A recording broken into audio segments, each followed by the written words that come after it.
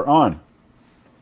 All right. Hello, everyone, for this game of Dungeon Inc. Without further ado, I'm going to ask each of our participants to introduce themselves. Sarah, do you want to start? No, but okay. Um, Hi, I'm Sarah, and I am here to learn the rules of Dungeoning. I've read bits of the quick start, but it was a while ago, I'll be honest.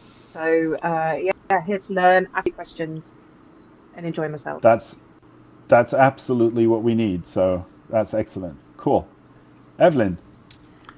Hello, I'm Evelyn Moreau. I've done some illustration for the Mary Mushmen and Arc magazine, and I'm pretty familiar with the Makato Monsters rule set. Cool. Kenan. I'm Kenan. I am an illustrator based in Texas, and I have done various illustrations for the Merry Mushman over the last year, and I'm excited to be here.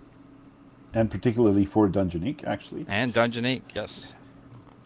All right. And Joe? Hi, I'm Joseph R. Lewis, and I write adventures. I've written a lot of adventures, including a few with the Merry Mushmen, and I'm excited to play this version of Candyland. Ooh, it's a lot more sinister than Candyland, you're going to see. Okay. Candyland's the worst game ever. All right. So we have all created the characters prior to this game. So these are not pre-gen characters. They were designed by the players. And in a few minutes, we're going to introduce the characters. But essentially, your role as reception host, which is your job within the Dungeoning organization, your role is to go and greet the clients, the adventurers, and I say greets in between quotes because you usually greet them with sharp objects and blunt objects and anything else that can kill them, because obviously the business model of the company is that you kill the adventurers and loot them. Or rather, you attract them, kill them, and loot them in that order. Obviously, you're not on duty 24/7. So in the meantime, you can rest and you can also interact and basically socialize with colleagues. Just so you kind of visualize things, the dungeon is a really, really high tower. And the corporate offices are pretty high up on the tower because management does not want clients to stumble upon the corporate side of Dungeon Inc. It's very important that Dungeon Inc. remains a secret, and therefore the kind of operational functions are quite high up on the tower in the 30th level and above, roughly. So this is where you have your dormitories. So you are part of a much larger team. In fact, the largest team in the company is reception hosts. You sleep in dormitories. You are fed in a corporate canteen. So in theory, you don't need any money to survive. But you do earn a salary for doing your job, which you can happily spend in the company inn or various stores and stuff like that. But obviously, this is seen as a bit of a bonus. Incidentally, all that money goes back to the company because you spend it in the company store or in the company inn. So it's kind of a financial closed loop. There is a large room which we could describe as a kind of recreation room, although the recreations on offer are not particularly exciting. There are a few old books on a shelf. There are sets of chess and similar games with potentially a few pieces missing. Some more physically inclined colleagues have designed weights with stones and pieces of wood, this kind of stuff. Obviously, if your character is musically inclined, this is where you can maybe practice on a really beetled lute that lies around in a corner. And basically, there is a chime system with each team having a specific chime when they are called into duty, and then you have to go and head out to your supervisor's office to get given your mission orders. So what we're going to say is that you're all in the recreation room, and you're going to quickly describe your characters and what you do in the recreation room as you're waiting for duty to commence. Let's go the other way around and start with Joe. Hi, I am playing Felten, a skeleton of a halfling, who is a warlock and a servant of Scapulox, the demon lord of bones. And I'm just relaxing I've claimed the beanbag chair in the corner of the rec room. As a person who has no need whatsoever of a comfortable seat, I am lounging in the beanbag chair. And I like to drum on my ribs and make just annoying constantly while I'm waiting for my shift to start. Cool. Okay.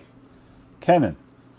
I am a crawfish, the bugbear, and I spend my time in the rec room sharpening my dagger over and over. And when I'm not sharpening my dagger, I am whittling little tiny wooden adventures that I then toss in the nearest fire.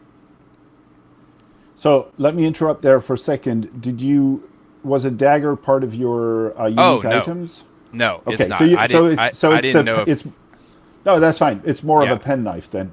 Yeah. A little tiny, It's a tiny penknife. Yeah. So sure. That's a good opportunity to make one thing clear, which is that you own very little because you are new employees, and whatever equipment you need to do your missions will be handed out to you when the mission starts. Okay. Down the line, you may spend your earnings to buy your own equipment if you're dissatisfied with whatever the company gives you, which I'm sure will not be the case. And but that's why I'm kind of stressing that you don't actually have a dagger. Sure. Yep. Sure. Whittling knife is fine. Okay. Evelyn. Hello, I'm playing Mina, the quiet fungoid oracle, and she's pretty small, like the size of an halfling, and she's sleeping in a little corner, just half asleep, and like air spores are falling, coming up and down as she breathes. Okay, cool. Sarah. I am playing Phyllenoia, who is a very old, wizened-looking Medusa-type Gorgon character. Although her snakes are looking quite old and withered, sticking out the top of her head. She's a bit scaly, and her eyes kind of look like stone. She is currently staring off at a orc in the corner who looks like he has a really interesting foot fungus that she'd quite like to go and have a poke at. That's her thing. Okay, cool. So that is when the chime rings, and it actually sounds like your team's tune. So your boss is Vittorio. Vittorio is a multi-limbed demon that is also very insecure. And his office is about 4 doors down the recreation room. What do you do when the chime rings? Phalange will leap out of the beanbag chair, very excited. It says, it's time, let's go! And he will just jauntily march down out of the room down the hallway. I will gather my things and follow this skeleton, and kind of grumbling under my breath that it's about time. I stretch, and I'm like, oh no, work, and I go with the gang. Okay. Yeah. And they loudly toot and shuffle along behind. Okay. Do you have a cane or something to compensate for your No, bad eyesight? no, not at all. I don't need a cane. I'm okay. I get around fine, thanks very much. Okay.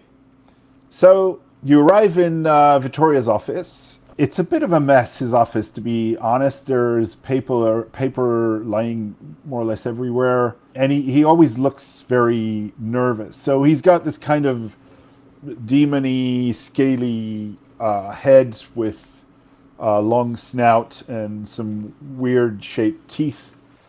He's got 6 arms, 2 legs, and probably a number of tails as well. I mean, he's pretty repulsive looking, which might explain why he's so insecure. Or maybe there's another reason that you don't know about. So when Phalange walks in, he's like, good. Sit down, sit down. Oh, He's got a. boss, you look fantastic today. It's so good to see you. Thank you very much, Phalange. Thank you. With the tentacles, it's working. Tentacles? Oh, you mean my tail? Well, yeah, I am using them as tentacles sometimes. And he tries to grab a piece of paper and actually he knocks a whole pile down. And oh no! And so just as Crawfish walks in, there's like paper flying all around the desk. I'll go in and see if there's an empty chair and plop down on the chair. Okay. So Mina and Phyllenoia, you arrive as 2 of Vittorio's arms are trying to pick up the papers on the floor and make it look like everything's neat, and clearly he's not going to succeed. After a while, No. he sees all of you in the room, and he just goes, all right, let's get on with it. And all right, so we have received a mission order from Supervision. There seems to be a bunch of clients that have entered an Aerie that we call the Abandoned Goblin Mine. It's an old silver mine. I think it actually was a silver mine at some point that some beast invaded and made impractical to keep mining. So the goblins fled, or at least some of them fled.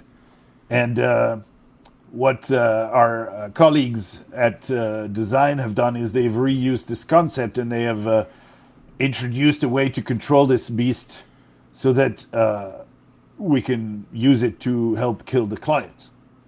So your mission is going to be to go down there and basically kill the clients. Usual sort of, nothing special. I'm sure you should be able to do that, right? Oh, everyday work is special, boss, but we've got this covered. Thank you very much, Phalange. So here is a key that opens the safe that is in the mining supervisor's office, and that is where there is a diadem. And the diadem allows you to control the beast. The beast is called a geothermite. It's quite large, and it burrows through stone. It's quite dangerous as well, but obviously you will have the diadem, so you're not going to be at risk. One more thing. Basically, the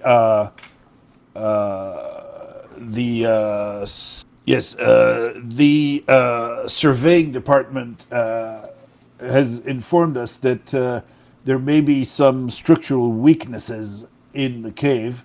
They are indicated on the map that they will give you, but they have asked us to investigate, and we think that maybe the few goblins that stayed and degenerated after the mine was abandoned might be, we don't know, digging or drilling or whatever they might be doing. So try to figure out what's going on, in particular because we want this to be secured, obviously. but they are asking us to fill in a form with the causes of the structural problems before they actually send maintenance there.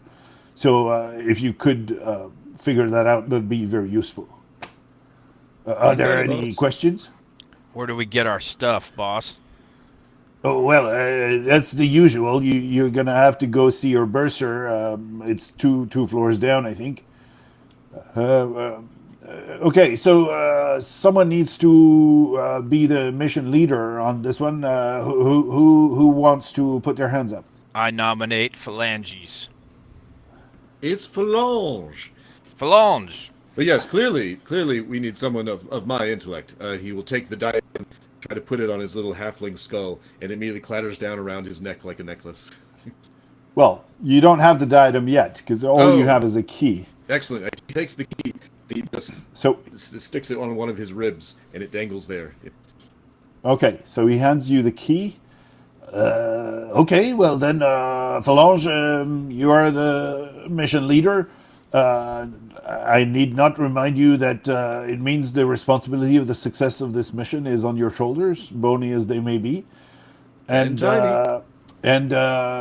yes, all the others, make sure that you follow his recommendations, and everything will be fine. At least I hope so, because otherwise, it's on me. So make sure you don't fail.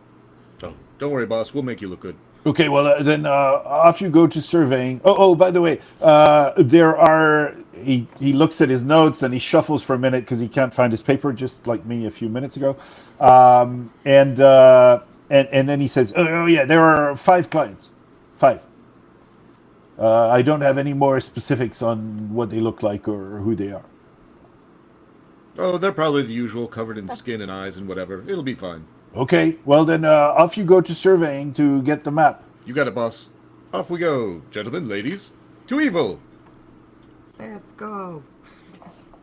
Now, do we take the stairs or do we cram into the elevator together? No, you take the stairs because it's only 1 floor down. It's kind of a studied path when you go on mission. Yeah, you take the stairs and... all right, so you walk down the stairs and you get into surveying. So surveying looks like this huge library of maps. It's got all these basically sorting pieces of furniture with, little square boxes where you can roll a map into, with all kinds of indications that you don't necessarily understand. There is a set of desks at the front where all of the cartographers are sitting, including the one who is in charge of your team, which is a mummy named Pameth that is distracted and keeps doing close-up magic tricks. So just as a reminder... Oh, wait, are we in cartography or are we at the bursar's office? Oh, sorry, I got that wrong. You're right. You're in cartography. So that's Karen. So your cartographer is Karen, a spider woman that is a bit of a nerd, and she is quite slimy. Oh, is Karen still on shift? I hate talking to Karen. Can someone else deal with this, please? I'm delegating this. Crawfish, talk to Karen. I'll do it. I love Karen. Of course you do. You really shouldn't be so judgmental. She's been here for centuries. I know, and she hasn't got any more fun. Well, neither of you. But I came in fun. I was fun when I was still alive. Everyone said so. Yeah, just because we can see your funny bone doesn't make it hilarious. They're all funny bones. Okay, so you move towards Karen, and Crawfish, she looks up, and she goes, "Oh, Crawfish, what have you got for me this time?" Hello, Karen. Hello, my dear. We just need our maps for this mission, if you've got any handy. I know you do. Oh, that's your supervisor is Vittorio, is that right? Correct. Okay. Okay. I see which map this is. So she starts looking around, and she hands you a not entirely dry map that her appendages have slightly soiled. And she says, "Make sure to bring it back to me clean. And please do not annotate the maps. That's not your job, it's ours." Of course. You'd have to know how to write to do that, right? The maps are safe with us. Just before I want to make sure I get this right, you are the mission leader, yes? Not me. That one. That's me, darling. Oh, Just waves from the background. Okay. All right. So actually, I need to give it to you. Yes, very well. Give me your slimy map. I won't mark it up. Okay. So if you go down on the Miro, you're going to see a section that's called Cartography. Yes. And I am now going to unveil the map. Okay. So this is the map that she hands out to you. The abandoned goblin mine. Sorry. The abandoned goblin mine. Oh, Umiel did this one. I love Umiel. He has such nice handwriting. You know him? Oh, I did. Well, I think he's a despicable, perfumed character. I imagine that he smells very nice. If I had a nose, and I used to. Well, anyway, there you go. All right. So, as a slight aside for Crawfish, sorry. So Crawfish has a positive relationship to Karen. What this means is that, and I haven't explained this rules-wise yet, but I will in a minute.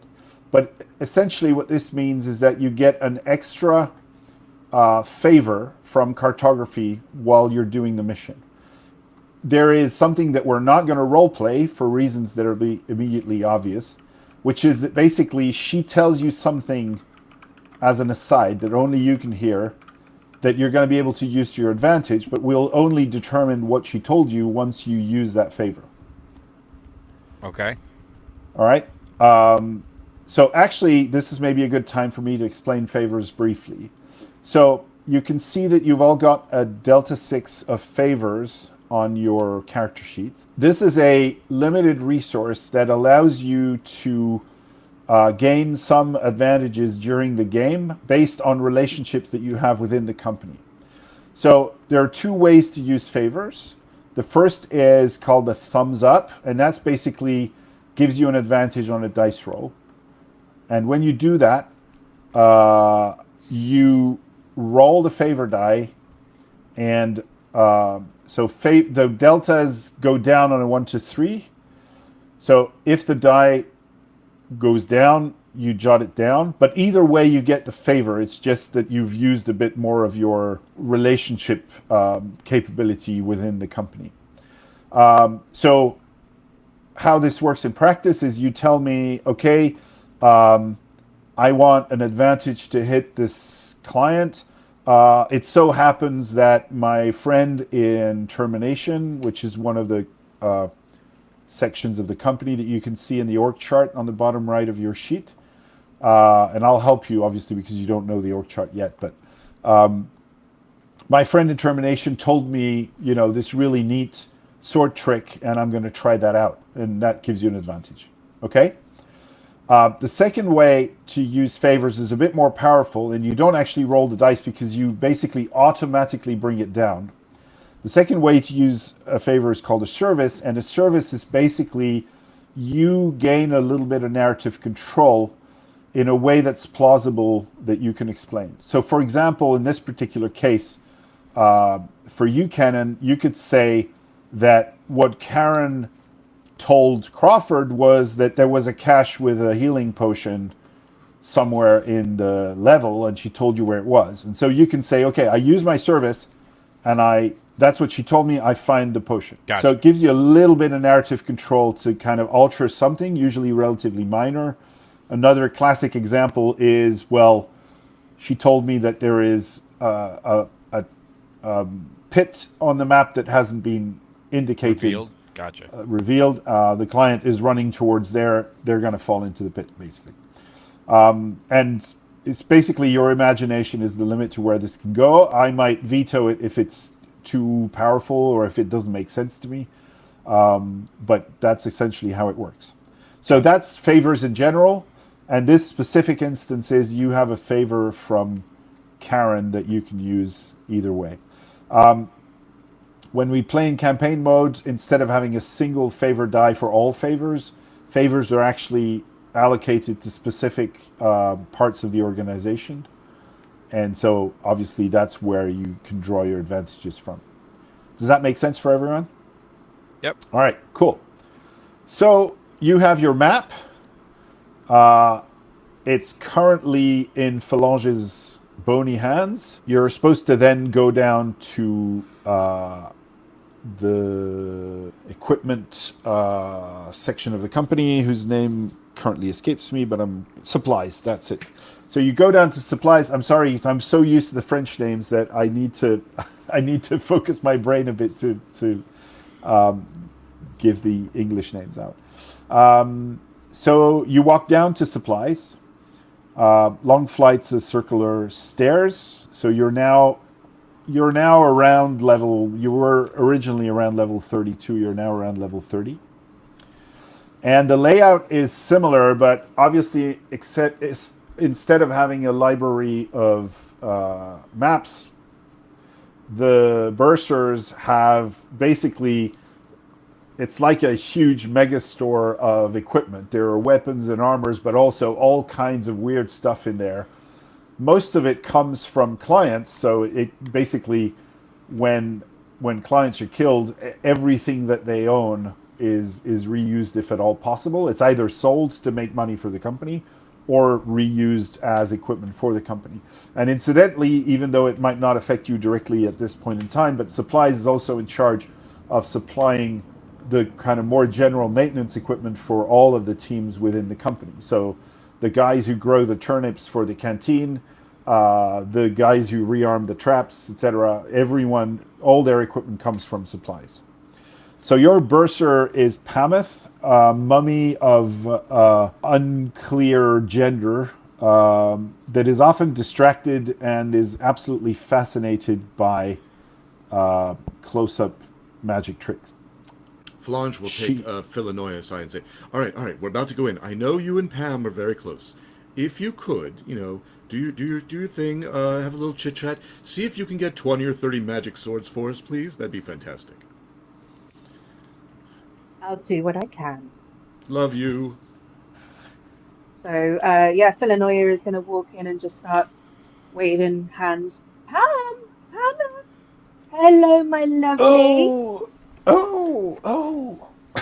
No, actually, sorry. It's not going to be a different voice because my throat's not going to work otherwise. No, she actually, Pam, it's not that they whisper, but it's kind of more of a hoarse, indefinite voice. So she speaks a bit like this. Sorry, they speak a bit like this. We shouldn't have called her Pam because now I want to make it a her. Sorry, apologies. Yes. Oh, I'm so happy to see you. What's your name again? It's me, dear. It's Phil. Oh, yes, Phil. Of course. How are you doing? I'm doing very, very well. Now, if I can just ask you to put those cards down for a moment. I've got a favour to ask. You sure you don't want to pick one up? I will in a minute. If we can just concentrate on this just for a minute. Okay. All right. Okay. What do you want? All right. So we have a job. We're off to the, the old silver mine? The one with the, yeah. I saw that this morning. Rocky. Yes, I prepared the packs. Yes. I prepared the packs. Good. Okay. Yes. Well, then, wait a minute. Where did I put them? Here, under the table. Haha, very good. So she takes 4 kit bags of varying sizes from under the table. So the way this works is that we roll to see what is in the kit bags. And because you have a positive relationship with Pameth, you get an advantage to that roll. So you're each going to roll a d20 plus your rank. Your characters are all rank 2. So d20 plus 2. And you are going to tell me what 9 plus your 2 is results 11. are. So that's 11 for Joe, correct? Yes. Okay, Yeah, so you have a cheap dagger d4 as a melee weapon. Maybe you can write this down. You have an assassin's hand crossbow d6 as a missile weapon. Fancy. And you have Very. delta 6 bolts. You have a halfling-sized studded leather armor that's delta 6. Also, you have a net and some handcuffs in your kit bag. And you have a jar of eggplant with some dried catfish as a snack. Love it. My favorite. Okay, who else? I rolled a 21. Oh, wow. Okay. So you have a wakizashi d6. That's a curved Japanese sword for those who might not know. You have a barbarian Francisca, which is a throwing axe, a very large throwing axe, d8 as a missile weapon. You have a gambeson and mail armor, delta 6 with a round shield. Ooh, I like that. Then you have a cooking pot, a sauce starter, some spices, and a wooden spoon. And you have pickled drider eggs with cabbage as a snack. I'm sorry, the pickled what? Drider eggs. Driders are, I believe, Drider, right. Drider eggs. the dark elf spiders. Is that the right thing? Yeah? Yep. Okay. Next one. I got 19. Okay, so you have an underworld scimitar, d8 as a melee weapon. You have a 2-shot crossbow, d8 as a missile weapon with delta 8 bolts. You have a damp leather and rusty mail armor, delta 6. But also in your kit bag, you have a bag of plaster and a trowel. And as a snack, you have pancakes and dried crab. Delicious. Evelyn. Yes, I got 6.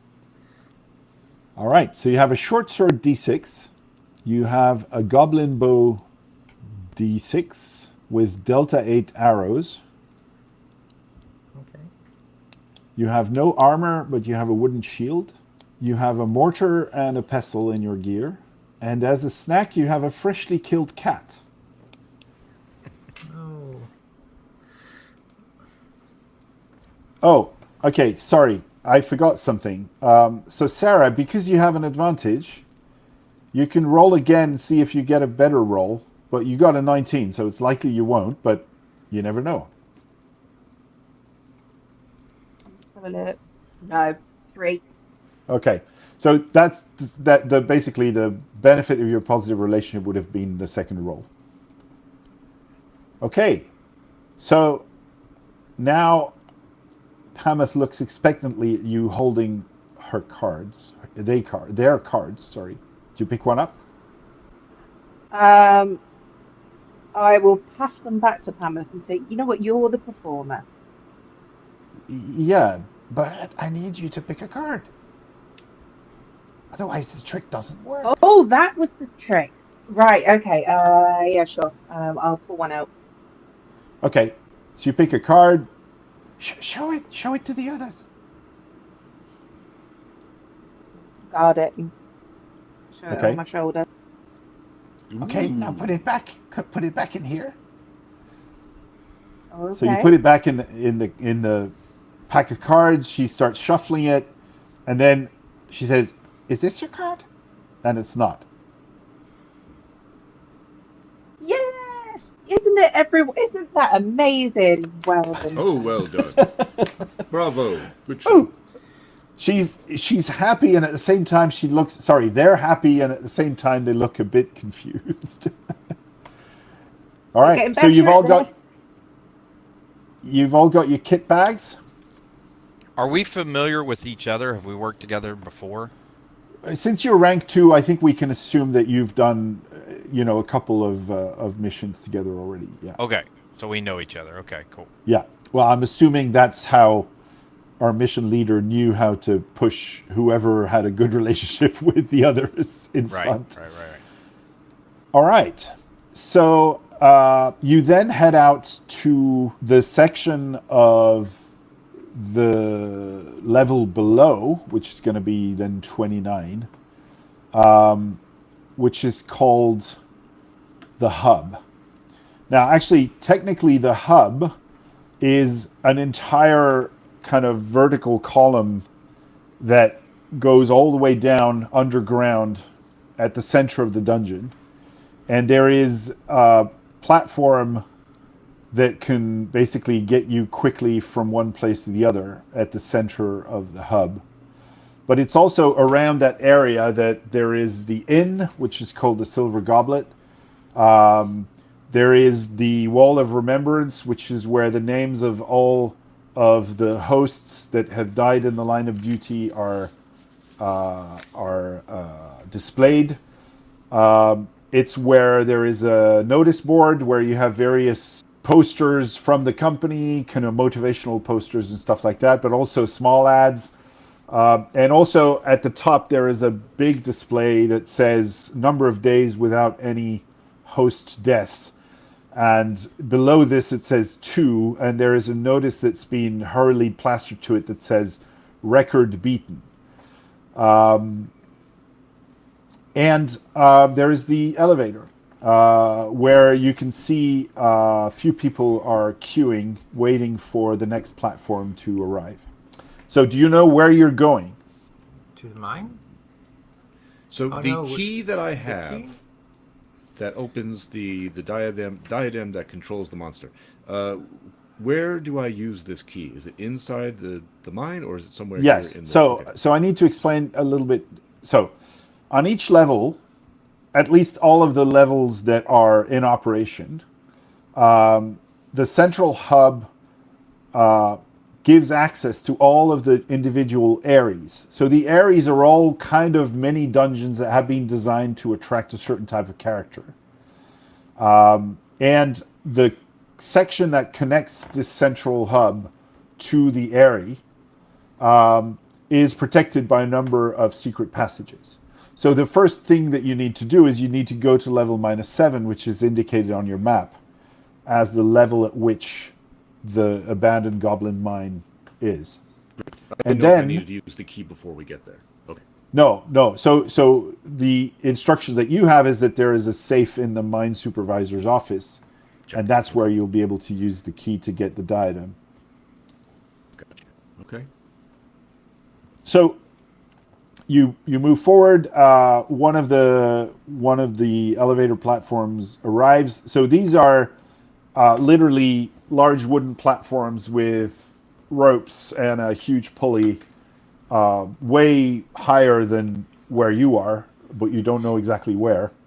And this is how you go from one level to the other without taking the stairs, basically.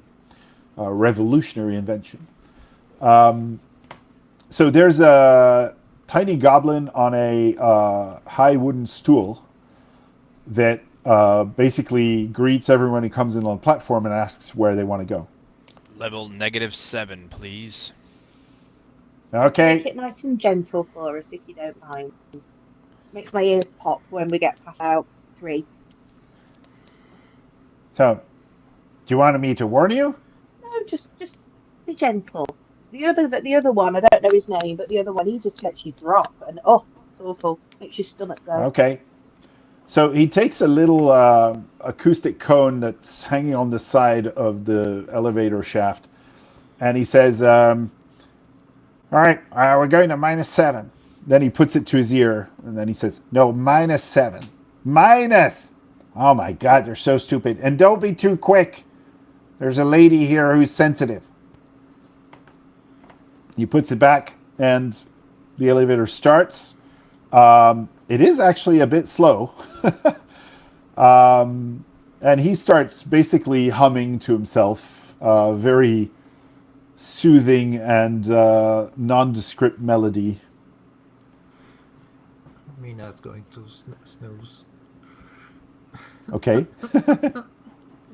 Falange starts drumming on his ribs in time with the melody. In time with the melody. Oh, he looks at you and he goes, he keeps humming, but it's like with a nice little smile. Yeah, and then he's after a nodding few along. levels, he stops and he says, "Do you know Bella?" Oh, Bella? Yes, of course. Yeah. He's a goblin like me. Fantastic musician.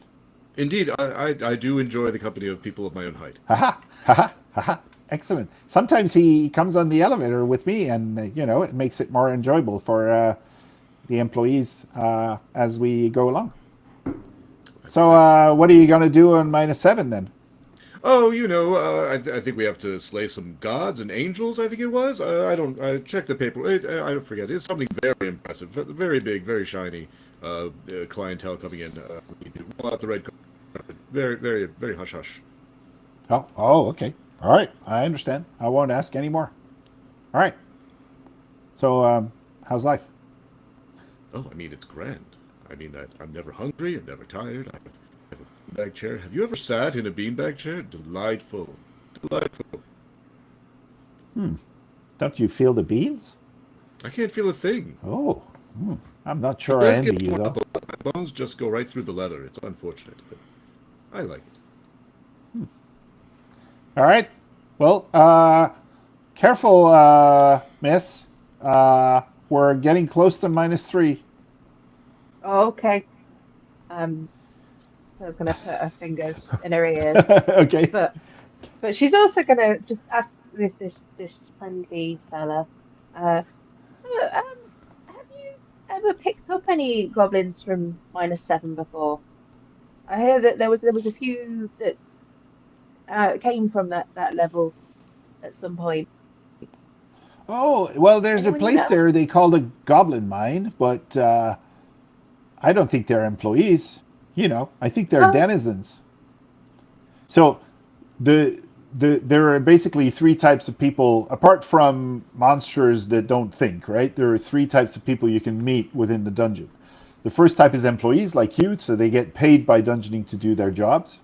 The second is denizens, and denizens are basically either people who used to live in the dungeon before it became managed by Dungeon Inc., or people who Dungeon Inc. attracts to certain areas because the concept of the area that they have designed requires these people to be there.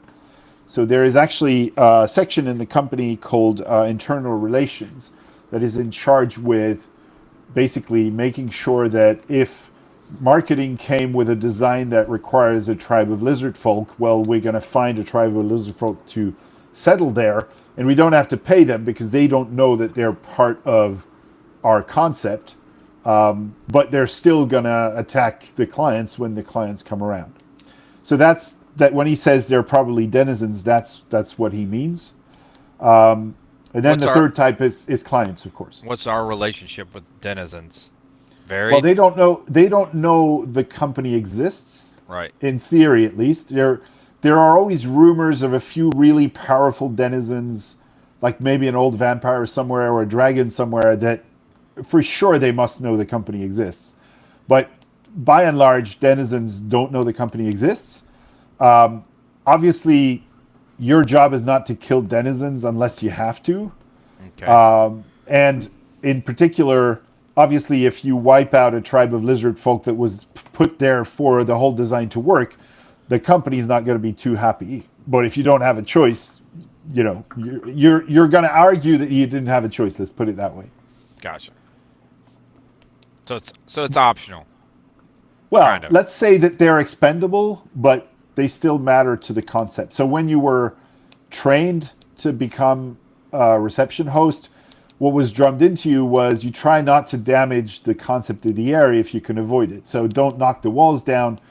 Don't kill the denizens. But obviously, if the denizens attack you, you are more valuable to the company than the denizens, if you see what I mean. Gotcha. Although that might depend on the denizen. If there's a dragon, they might be a bit pissed off if you killed it. But anyway. But I'd be happy. All right. So you finally arrive at -7. So there's a wide circular platform around the elevator. And you see a number of small doors, all looking identical. And they all have a bronze plaque on top of the door. Anything indicating which direction we're supposed to go?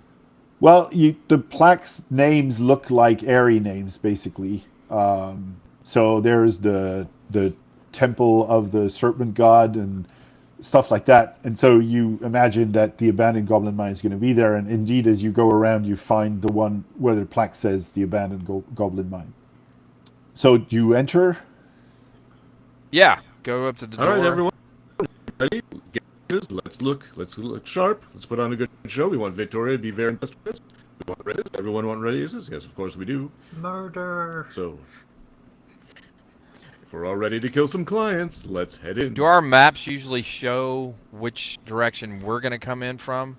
Yes. So I was gonna get to that. Right. Okay. So Okay. basically, there is a series of secret passages, usually between 4 and 5, between the hub and the Aerie. And the idea is that if clients accidentally found one of those secret passages, it's very unlikely that they're going to go all the way back to the hub. Because obviously you don't want clients to get to the hub, because then the game is up. Everyone starts to know that Dungeon Inc. is attracting adventurers, etc. So again, during your classes, that's being drummed into you that this is how you open these passages. Is always the same way. And you know that the last one actually has a peephole that allows you to see inside the Aerie, just to make sure that you don't open that just as the clients are standing in front of it. Or that if you do, you actually know that you have to deal with them quickly. And so the indication for that last secret passage is the dot that you see here on the left in the top part of the map here, where I'm pointing right now. Okay, and in order for you to visualize where you are, I've put some tokens here with the names of your characters. So you can use them. This is not tactical gaming. It's more just to figure out where everyone is, basically. Very small. Oh, yeah. So I can get rid of this So one. we're in this little here, approaching this door. That's exactly it. Yeah. Very good. All right. So you're first. Yes, I will peek out the door and see if the code is clear. You mean through the peek hole, or? Yes. Let's see So if it's safe for Crawfish, us do you to see your token? Yeah. Yep. There you I'm go. good. All right. Okay. So you look in the little peek hole. Now, there's an important thing we need to determine at this point is who can see in the dark and who can't. So I'm assuming by definition that Phalange sees in the dark. I would also assume this. Mina, I don't think so. Phyllenoia, I don't think so either. Bugbears, I'm not sure. Do bugbears see in the dark? That's a good question. I don't know. Well, let's say no for the sake of this game. Okay. So basically, Phalange, you can see in the dark. The others need torches. Oh, I forgot something very important, so it's good that we're here. Actually, in your kit bags, everyone has Delta 4 torches and a Delta 6 healing potion. Very important. So by default, all the kit bags have this. Okay. Do you want us to roll those now, or? No. So basically, you roll them when you use them. Gotcha. And as I said previously, the usage dice may be lowered or disappear entirely, but that's at the moment that they're being used. Okay? Okay. Very good. So you look through the peephole. I do. And you see a large cave with some pillars to your left. You don't you don't notice a lot of details. Basically, it seems to fit with what you have on the map. The only notable thing is that there seems to be a light source that's flickering. It's not moving, so if you wait for a bit, you sense that it's not moving, but it's flickering and it's coming from the cart maintenance workshop here. All right, everyone. It looks like the coast is clear, but we're going to go very carefully, very quietly. There is a light, so there may be one of those living people inside. So, everyone get ready, weapons out, and let's slip out quietly, like professionals. And Phalange will crack open the door and start moving out this way. So so you have your melee weapon in your hands? Yes, I have my dagger. Okay. My rusty dagger. So for all the others, basically there is enough light for you to see the walls and roughly where you are, but clearly not enough light for you to see any details. For Phalange, you can see as if you were looking in daylight, more or less. So you walk towards the mining workshop? Yeah, I want to follow this wall and creep up towards that flickering light you described. Okay, so it's actually quite busy in the mining workshop. There's a lot of tools, and basically you kind of get the sense that this is where all of the mining equipment was stored. So there are pickaxes, there are various things that you don't necessarily know what they are for, large and long log rolls, lots of stuff, pincers, nails. There are some caskets. You don't know what they contain necessarily. Yeah. Could I exchange my knife for a pickaxe? Would that do more damage? You could, but you're not sure that it would do more damage, although they're goblin-sized pickaxes, but still I think it would do more damage. However, you're not sure that the wood part is super sturdy still. It looks quite old. Very good. So what would be likely is that it might do a bit more damage, but it might also break when you use it. But it's up to you. You don't have to. I mean, your knife is easy enough to carry. If you want to grab a pickaxe anyway, you can do that. No, that's fine. I'll leave it there for ambiance. I don't want to ruin the set piece. Okay. So, by the way, if you want to be quiet, if from now on you actually speak to another character, I'm going to assume you did say that. Okay? Sure. Right. I looked it up, and bugbears do have dark vision up to 60 feet. I don't know if it matters. I don't care. Yeah. Okay. Let's stick with that then. So you're good in the dark as well. Okay. Okay. As I said, neither Mina nor Phyllenoia need a torch at this stage because there is a light source. So the light source is coming from inside the alcove. So you don't actually see the light source. You just see the light spreading out from there. Are our tokens kind of to scale to this map? No, they're a bit big. Okay. It's just that, yeah, it's yeah. No.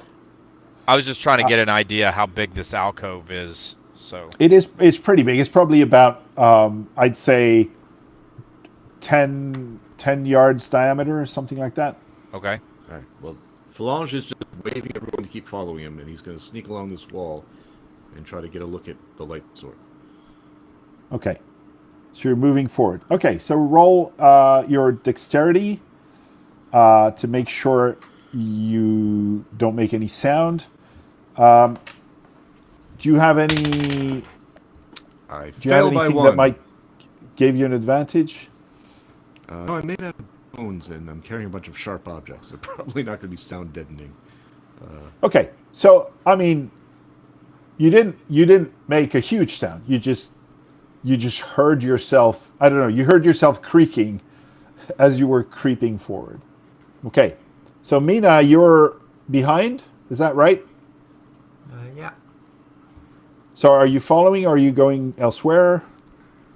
Following. All right. Do you want me to move your token? Yes, please.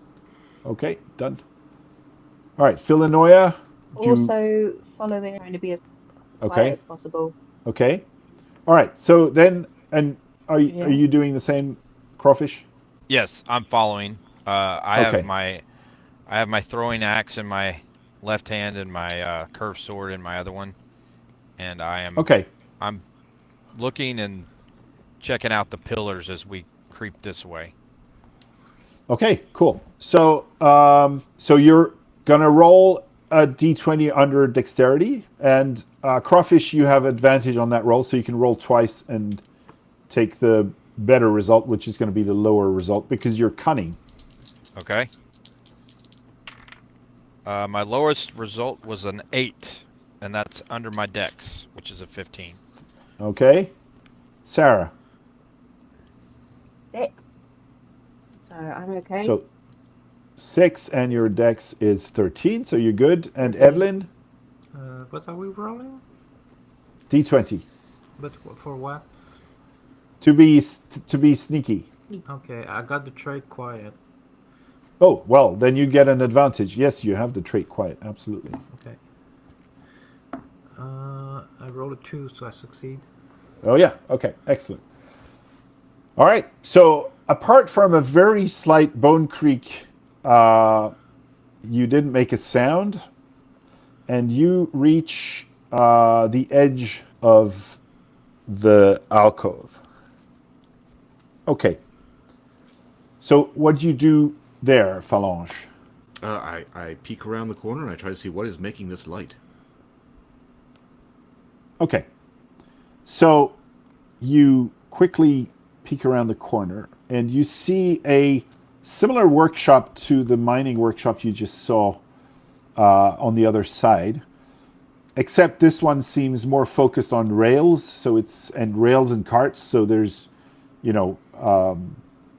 lots of wooden slats and rails and nails and that kind of stuff, big hammers, but also, various mining carts in various states of disrepair. But there is also a non-mining cart, a wheeled cart, that has some equipment on it. It doesn't look like it fits here. And there is a pole at the top of that cart with a lantern hung to the pole, and that's the source of light. But what you also see is a silhouette that actually you don't see the silhouette itself, but you see a shadow that seems projected from the lantern onto the back wall. So basically the cart is around here, and here on the wall there is a shadow, but there's no one in between the cart and the shadow. Well, that's a thinker. Do I hear anything? Do I hear movement or anything? No. Is it possible for me to creep into this space, like around the mining carts, and try to get closer while being sneaky? It's possible, but obviously you're going to have to roll. This is maybe a good time to use a favor to get an advantage on your dice roll. I don't believe I have any, so... Yeah, you do. Sorry.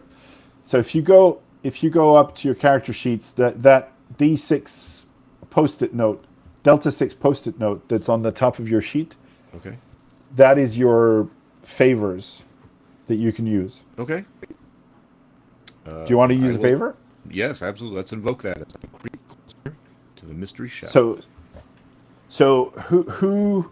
I mean, why are you going to have an advantage, and who told you what to help you basically in this situation? So it has to be a colleague, right? It has to be something you learned from a colleague. I feel like Mina has explained to me that my bony feet do a lot of clicking and clacking, and has advised me to wrap them in a soft fungus-type material that she has supplied me with, or grown. Maybe. Okay. All right. So that works fine. Because I wasn't clear, it needs to come from an NPC, because when we play in campaign mode, this is actually how we populate Dungeon Inc. So the colleagues that you will name as you are doing this. So it's okay for this time. Don't worry. And this is a one shot anyway. But just to be clear, it could be, I don't know, Nina's cousin who works in maintenance, for example, or whatever. Do you see what I mean? It's like it has to be an NPC basically. Could it be Pam the Bursar, who has given me some spare mummy wrappings? Because she's complaining about my clicking feet. Yeah, but again, because in campaign mode, this is how we create new NPCs. It's better if it's someone new. But don't worry about it for this time. That works fine. Okay, let's go with the mummy wrappings. I quite like that. Okay. All right. So this is advantage. I roll twice. So first of all, before you do that, you're going to roll your favor die to see if the favor goes down or not. Okay. That's a 2. That seems bad. Okay. So now you have a delta 4. So let me. I'll edit it for you. What do you roll for favor dice? Is it a 20-sided as well? No. It's the D6? size of the die that you have. Yes, on that post-it note. Gotcha. The one you have in favors on your character sheet, Kenan. Gotcha. D6. Got it. Yeah. All right. So and it goes down on a 1 to 3. Check. Okay. So you roll 2d20 and your dex is 14. 14. I rolled 15 and a 20. Whoa. Okay. So actually, the worst of the two. No, you take the best of the two. Sorry. So it's the 15. So okay.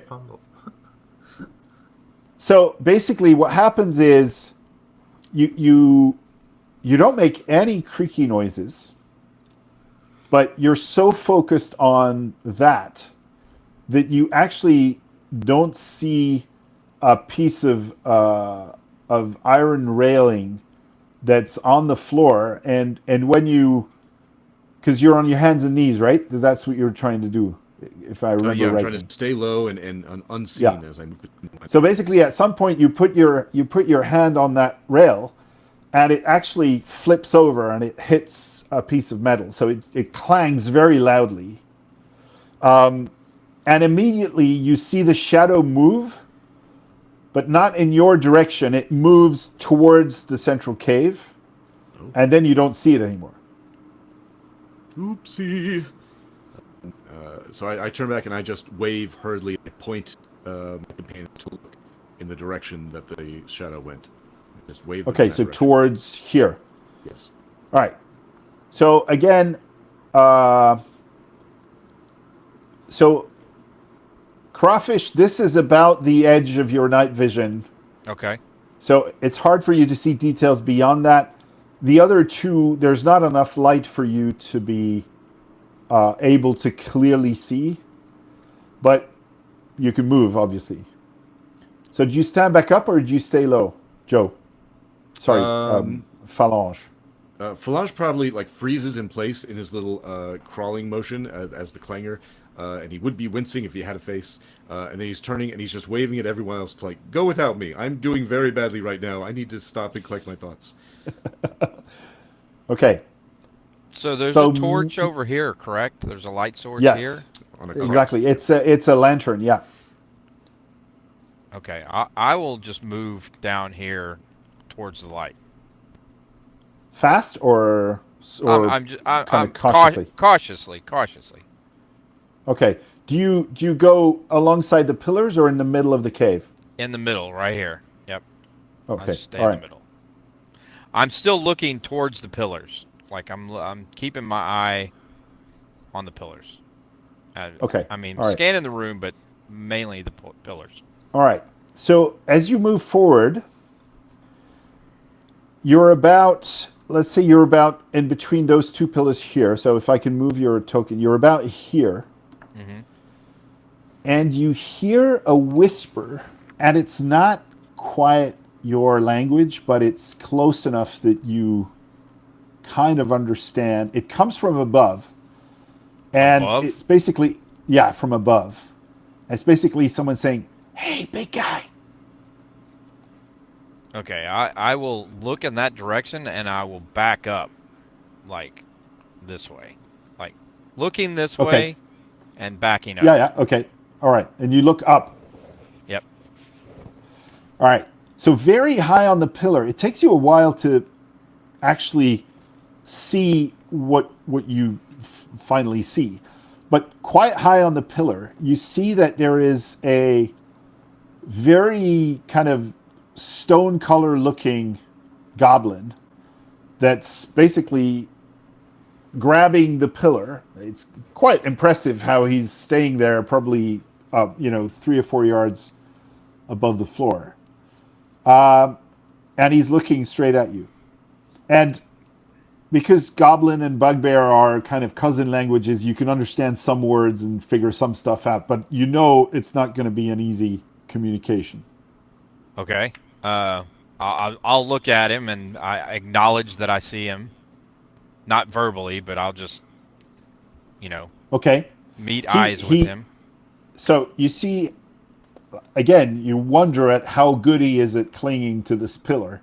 Mm-hmm. But he basically kind of detaches his arm for a second and points towards this direction.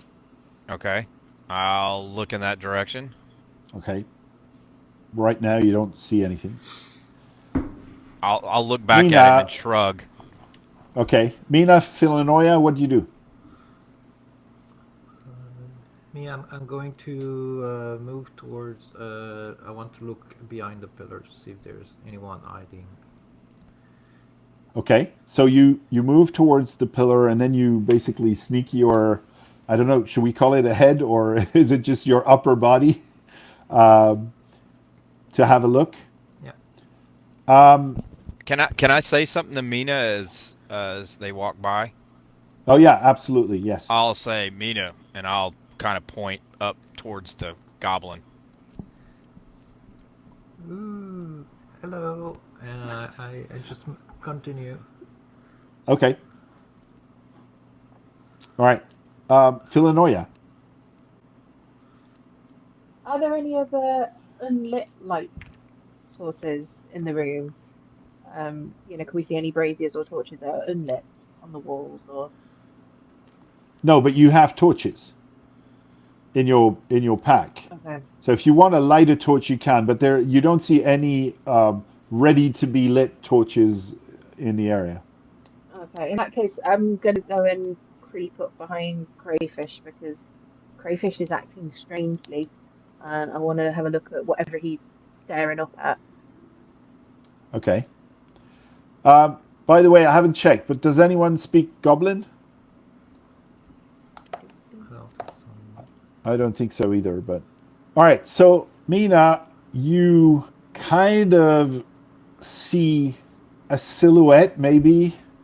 It's really hard to pick out in the very dimly lit edge of this area, but probably somewhere around here. And it looks to you like it's a human-sized silhouette, and it has a sword or some similarly shaped weapon in its hands. All right, Phalange, have you gotten your spirits back? Yes. In order to be helpful, I have been crawling through the mine carts very carefully and quietly.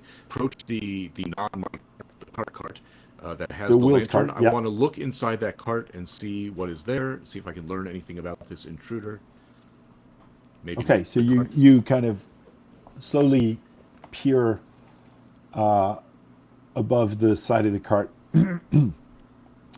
There are some leather bags in there, various tools. They look to you of human make and human sized, but most of this is actually empty. I mean, the bags are empty, as if this is currently being used elsewhere. Any indications of how many people maybe came in with this cart? I don't know how. Rations for two? There's no food in there, no. Okay. I will... Actually, let me think. No, there would be. So that's right. There is a bag with some, let's say 10 days worth of rations. Okay. All right, so it seems like there's a bunch of food here for someone just coming into the mine. So maybe it's multiple people. That's likely, yeah. Yes, very good. I will grab all of the empty leather bags and just hurl them off into the shadows, so that they are not a resource for whoever this is. Okay. We can come back and grab them later. And then I would like to take the lantern off of this cart, because it's their Okay. light source. And I will, unless my party, do you guys want the lantern? Otherwise, I'm going to blow it out or snuff it. I think we should leave the lantern for now. Well, wait a minute. So, because you're about 5 yards away from each other. So if you want to have this exchange, Oh, all right, very good. Then we can't have an exchange. So then Phalange will just reach in and snuff out the light inside the lantern, and it goes dark. Because he does not. okay. All right. So Phalange and Crawfish, you can still see. Mina and Phyllenoia, you can no longer see unless you light a torch. What does Yeah, everyone do? I think I'm listening. Okay, I'm Do I gonna- hear anything besides our party? So you try to hear if there would be. Yeah, I'm just listening for anybody else besides us, using my big ears to do so. Okay. You don't hear anything coming from the direction of the general area, the general area that you are in. But at one point, you hear a very distant clanging sound that seems to you to come from the mine tunnel here. A clanging? Yeah, but it's a very distant sound. Okay. So It's like a metal- echoing. metal and, sound? Yeah. And it's very faint when you hear it. It's just because you're listening intently. You don't think you would have heard it if you had just not paying attention. Okay, I'm more focused on this area, like this Yeah. direction. So I'm really trying to listen in this direction. Yeah. Noted, Okay. though. Sarah, Mina, you are now in the dark. What do you want to do? I'm pulling out a torch and swearing Okay. quite loudly and saying Phalange under my breath. Okay. Again. So you light a torch. Roll for to see if you'll have any spare torches. So you roll a d4. If you roll 1 to 3, that was your only torch in the pack. If you roll a 4, you have potentially more torches in the pack. 3. Okay. So that's it. You had only one torch in the pack. But you now have a source I'm of even light. more angry now. So you now have a source of light. All this is kind of in slow motion, right? Because because you're not moving, you're listening, you're trying to figure things out. So feel free to tell me if and when you spring into action. But in the meantime, all this is happening in a quiet environment. You can see Phalange once the torch goes up, which obviously attracts your attention. You can see that Phyllenoia is looking at you with daggers in her eyes. I assume that's a very kind meant expression. This lantern that I have, does it contain a candle or oil? It's oil. Fantastic. I smash it on the cart to drench it in oil, and then we'll leave the lantern like that and begin heading towards what I assume will be the office, where I can use the key to get the diadem. So I start walking through the darkness. You hear smash. Okay. And I start walking. Okay. So there's light coming from behind you because Phyllenoia is now the source of light. Yep. But obviously, the minute you pass the pillar, you're completely in the shadows. Mina, what do you do? Do I still see the silhouette? Because of all the light going away and then coming, when the light comes back, it comes from much further back. And so the entire area where you saw the silhouette is now completely in the shadows. Okay, I will light a torch. Okay. So roll your d4 as well. I roll a 4. Okay, so you have more torches in your kit bag. All right, so now you have direct light thrown onto the area that you were looking at.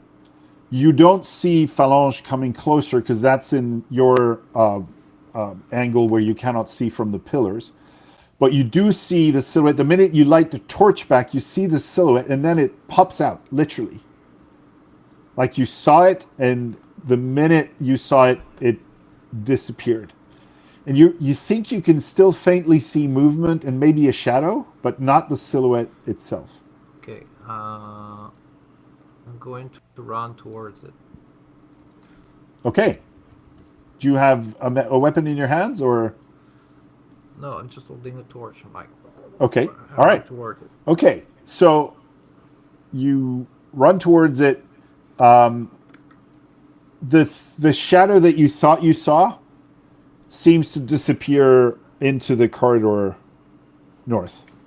I'm So- gonna try to catch up to Phalange. Okay. I'm gonna move quickly to catch up to them. Okay. Philomena, what do you do? I am going to follow Nina because presumably that's the only person that I can see. The other two have run off into the darkness. Well, you have your own source of light, though. But Yeah, but wherever they had gone, whatever. I'm just gonna okay. Well, Mina, follow what I can being see. you saw her go behind the pillar, so I'm gonna move your character and tell me if that's okay with you. So basically, you go this way, and you're all kind of regrouping in this general area, correct? Correct. Yeah. So what you do now? Phalange will just continue around the corner looking for this office. Okay. So you see that the room that's immediately in front of you has a battered down door, but it's not the supervisor's office that you were told about. So what do you do? I will peek into the room, and I just want to see if there's any clients in there that might need dealing with before I head past. So, no, there are not, or at least you don't see anyone, obviously, or visible. This looks to you like someone's room, like bedroom. But it looks like an individual bedroom. There's a bed, goblin-sized. There's a wardrobe, and you can vaguely distinguish some faded art on the walls. And there's a bedside table. I do love some art. Good work, staging crew, whoever did this. And I will keep going down the hall. Okay, so same here. The door has been battered down, and what remains of it is rotten. This is a larger room. It's got stacked beds, a wardrobe, and you can see a copper basin somewhere. It looks more to you like a dormitory kind of thing. Mm-hmm. And no sign of clients. No. All right, then I will keep looking for the office. All right. Do you all follow, or do you look for other stuff or differently as you follow? I'm staying with Phalange. I'm gonna ask Mina. I'm just gonna come up to Mina quite closely and whisper and say, "What were you chasing? I saw you run." There was a shadow. I wanted to see what it was. I think there's an invisible shadow? guy. Yeah. I think there's an invisible Invisible. client. Can I use a favor Yeah. to say that I have spoken to someone in let's have a look. What works in publicity in the marketing department, Okay. and know whether or not we have invisible people working in any of the Oh, engines or okay. All right. I see exactly what you're after. No, that would or be probably people in recruiting, because they're in charge Right. of employee contracts, so they would know. Okay. Okay. Yeah. Good. All right. So you can put your die down completely.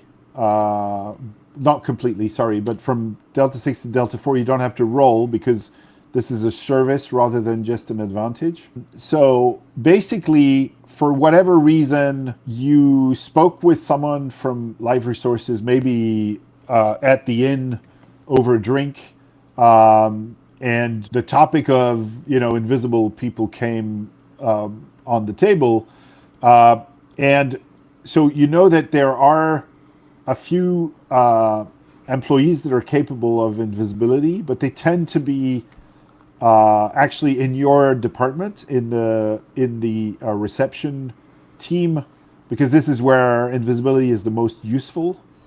But also, what they told you was that not always, but most often, invisible creatures still cast shadows because they're not visible, but that doesn't mean they're not there. And so, one way to not necessarily absolutely ensure that they won't be seen, but one way to check sometimes is to actually cast light directly at where we think these people are to see if it casts a shadow or not. Okay, I am going to relay that information to Ina to say, so we need to keep our torches up as much as possible. Okay. Every little corner. Okay, so does that mean you go back to the previous rooms, or do you do this from now on? I think do it from now on. Because it kind of if they're on our side, if they're here because they're working, then it's not a bother. But we don't know of anyone who's working down here at the minute. So yeah, but also if it was someone working for the company, then why would they have fled from you? Yeah, I think it's a client. good point, Columbo. I'm going to quickly check the boat room with my torch. Okay, so you kind of very forcefully put the torch forward. Yeah. Which room do you start with? The one that you're immediately in front of now, or the previous one? The one I'm in front now. Okay. So you put the torch forward and look around. You don't see anything moving. Don't see anything that looks like a shadow other than a shadow from the beds themselves or stuff like that. Okay. And I say... Can I do the ceiling? Oh, sorry. Now, that's interesting. If there was someone on the ceiling, then you would not see the shadow because they would be clinging to the ceiling. Would we not see There the needs shadow to be on a the ceiling? distance. Sorry? Would we not see their shadow on the ceiling? No, but I mean, you need to have the source of light, then the person, and then the wall. So if the person is completely clinging to the wall, you would not see a shadow because there's no distance between them and the wall, if you see what I mean. Oh, I see. Damn Okay. you for bringing physics into this. Sorry. But yeah. I apologize. Okay. So anyway, you don't see anything particular on the ceiling either. Good thought. Okay. Okay. That's Amina. I quickly go check the first room. I Okay. run. I check. Okay, so you do it really quickly, and clearly when you put the torch, you see something move. I throw the torch at it. Okay, cool. All right, good one. Okay, so I'm going to say that's tricky because you can't exactly see your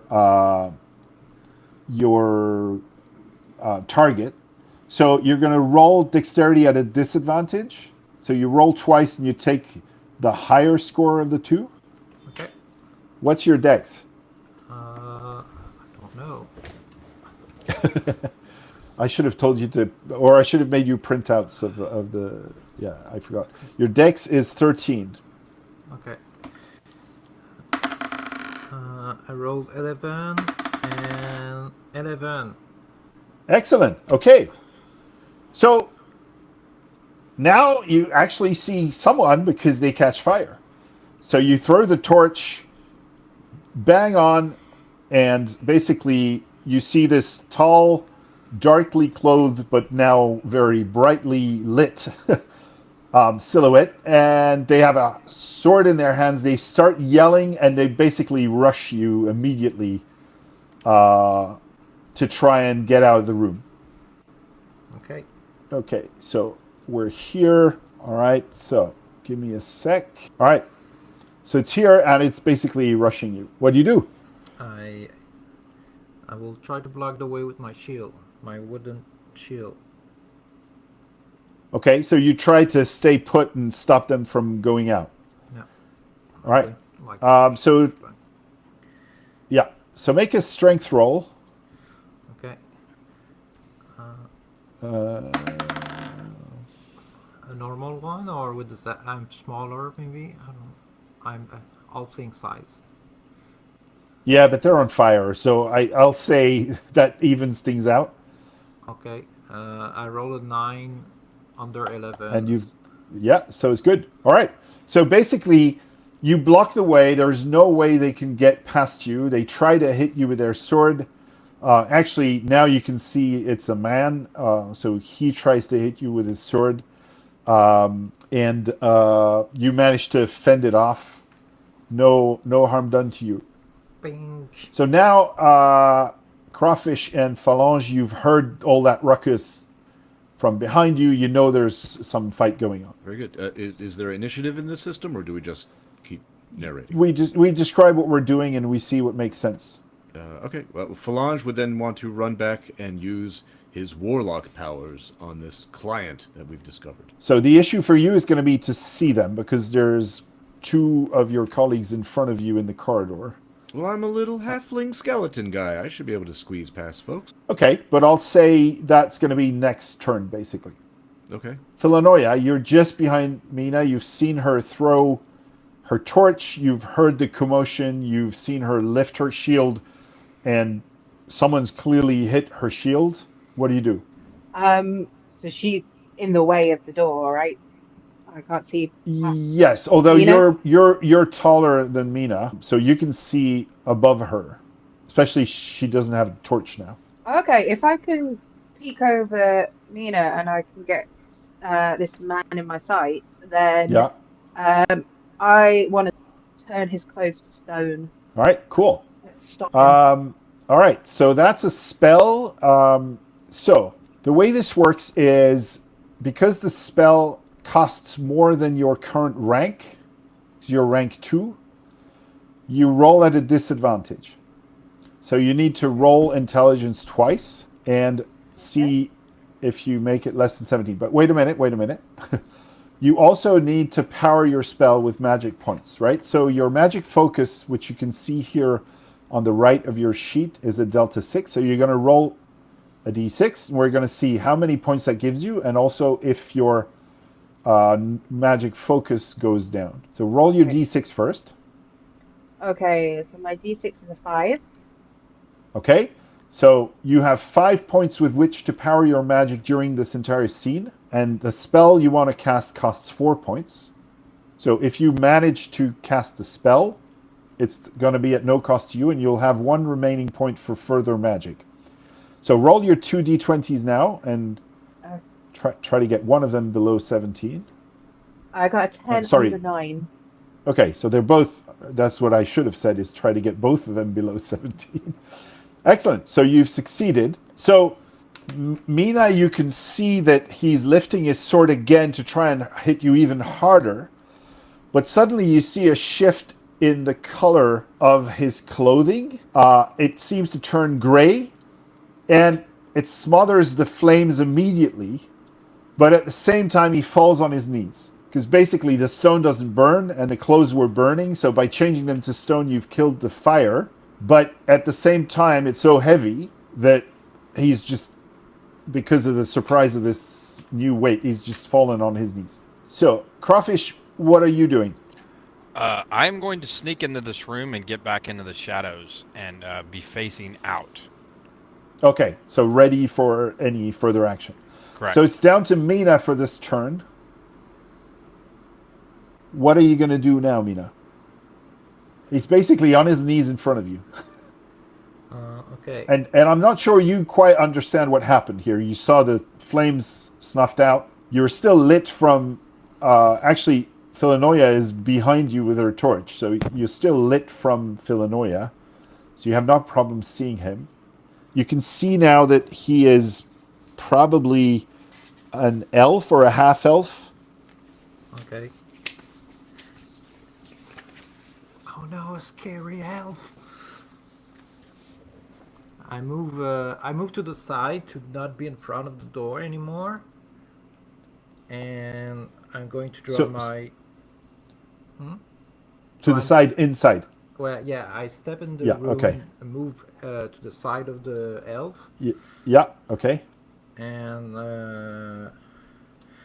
I will draw my short sword, and I don't know if I had the time to. Yeah. You can draw. walking. You can draw and attack. Yeah. Okay, so I'm going to do that. Okay. So you roll under strength. Okay. And I roll a 9 Which is under my strength, so it's a success. okay. Excellent. Okay. So you hit him. So has he got armor? He's got armor. Nasty elf. All right, so you can roll the damage of your sword, but because he's got armor, some of it is going to be absorbed by the armor. Oh my god, I rolled so good. I rolled a 6. Okay, so you rolled a 6, and his armor roll is a 2.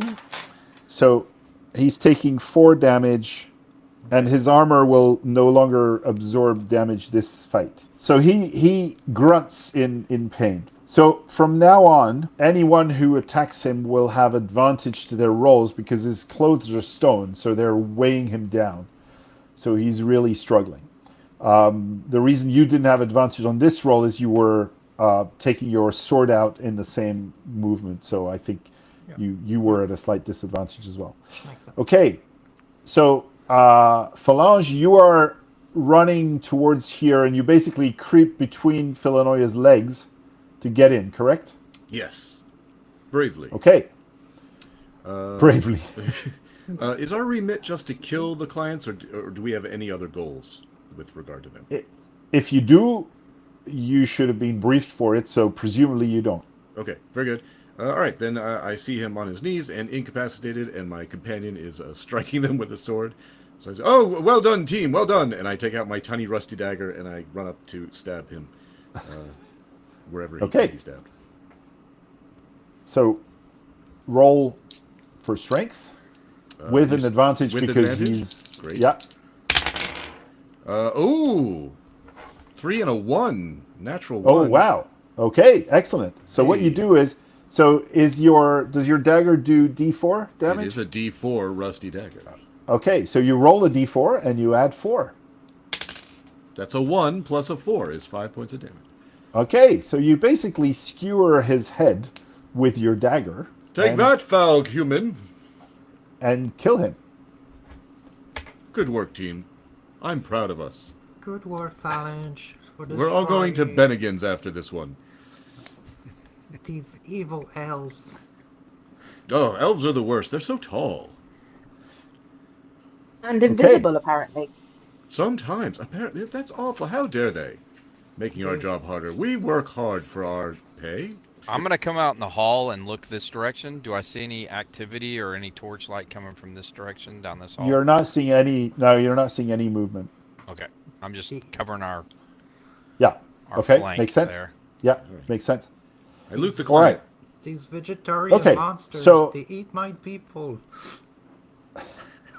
Oh, that's not nice. I'm so sorry to hear that. Well, would you like to loot the body?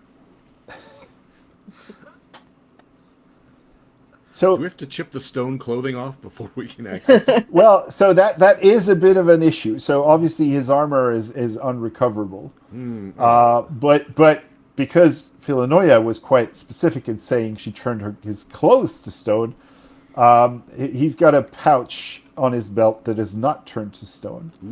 And he's also got a sword that has not turned to stone. Neat. So he's got some monies in his pouch. He's got some thieves' tools, and he's got a necklace with a probably not super valuable, but a gem kind of tied to it. And his sword has some sort of sticky substance on the blade. Can someone smell this? I can't smell. I don't have a nose. What is this stickiness? Corn syrup. I'll So actually, inspect it if I can get close. Yeah, of course you can. Okay. I'll go and inspect it. Okay, it smells evil to you. You don't know what it is, but instinctively it's bad. Also, in the pouch, you see a vial that's half full of a kind of slightly goopy liquid, and it's got a skull and crossbones Oh, it's on the for- label. Oh, I for love skulls and phalange. bones. I'm guessing the liquid looks just like the stuff that's on the blade. Yeah, you think it is the same. In fact, if Okay. you smell it, it's obviously the same thing. Poison. Specially made for bone people. Love it. Or made of bone people. Oh, no, they would. Oh, Oh. elves are the worst. How dare they? Okay, so obviously your job says that the loot is not yours, it's the company's. Okay. If, however, at any point you decide you want to keep something for yourself, you need to tell me. You can tell me at the end. So, for example, if you wanted to use the sword while you're exploring here and then give it back at the end, that's fine. But if you want to keep it to yourself, you need to tell me at the end because that has mechanical impacts. Okay. You mean like try to keep it like on the down low, like steal it? Exactly. Exactly. gotcha. Yeah. Okay. Yeah. So when you were trained, it was hammered into you that the client's properties is Dungeoning's property. It's not yours. I Okay. think the But only we thing can Phalange use like the would want. feast rules and stuff. You can use it. Yeah. No, you can, but you're supposed to give it back at the end of the of the exploration. What but about again, the if you- client bodies? so there's a team that's going to deal with that down the line, so you don't have to worry about the bodies. The janitorial staff will clean that up. In fact, in theory, you don't have to worry about the equipment or the goods either. You are not tasked to carry this with you. If you decide to, that's fine. But can I take some otherwise- snacks? That's what I'm asking. Oh, you can absolutely take some snacks. Yeah. Oh, no yeah, One, okay. no one's gonna give a toss about that. Yeah. The ears and the fingers are mine. These are half elf. This is a half elf. Yeah, it's a half elf. Yeah. Oh, good. I love half elf. Ooh, fusion food. I would like the lock picks for now. I think that's Okay. the only thing. Okay. Good. All right. So you leave the rest. I will take some Chinese and the coins. Yeah, I think it'd be a good idea to take the money and the necklace with us Okay. as well, because Yeah. You don't want someone else to. Yeah. Okay. Understood. You don't have to write it down. I'll. Yeah. Okay. Okay. All right. So now, Crawfish, you're ahead. Okay. I will make my way to the supervisor's office. Okay. All right. So before there's any torchlight, you look around. The place is a mess. Clearly something happened here. There's a hole in the ground. You can see the safe in a corner. There's a desk, but the whole place, it doesn't look ransacked as much as wrecked. I'll yell down the corridor. I say, I found the safe. Excellent work, Crawfish. I'm putting you in for promotion. Coming! And Phalange will head down there to open the All right. safe. Can someone roll a d10? 10. Or Okay. 0. Good. So you walk towards the safe. I do. Okay. So as I said, there's a hole in the ground. The weird thing is, it doesn't look like it was dug down. It looks like it was Exploded up. Yeah, exactly. So there's earth all around.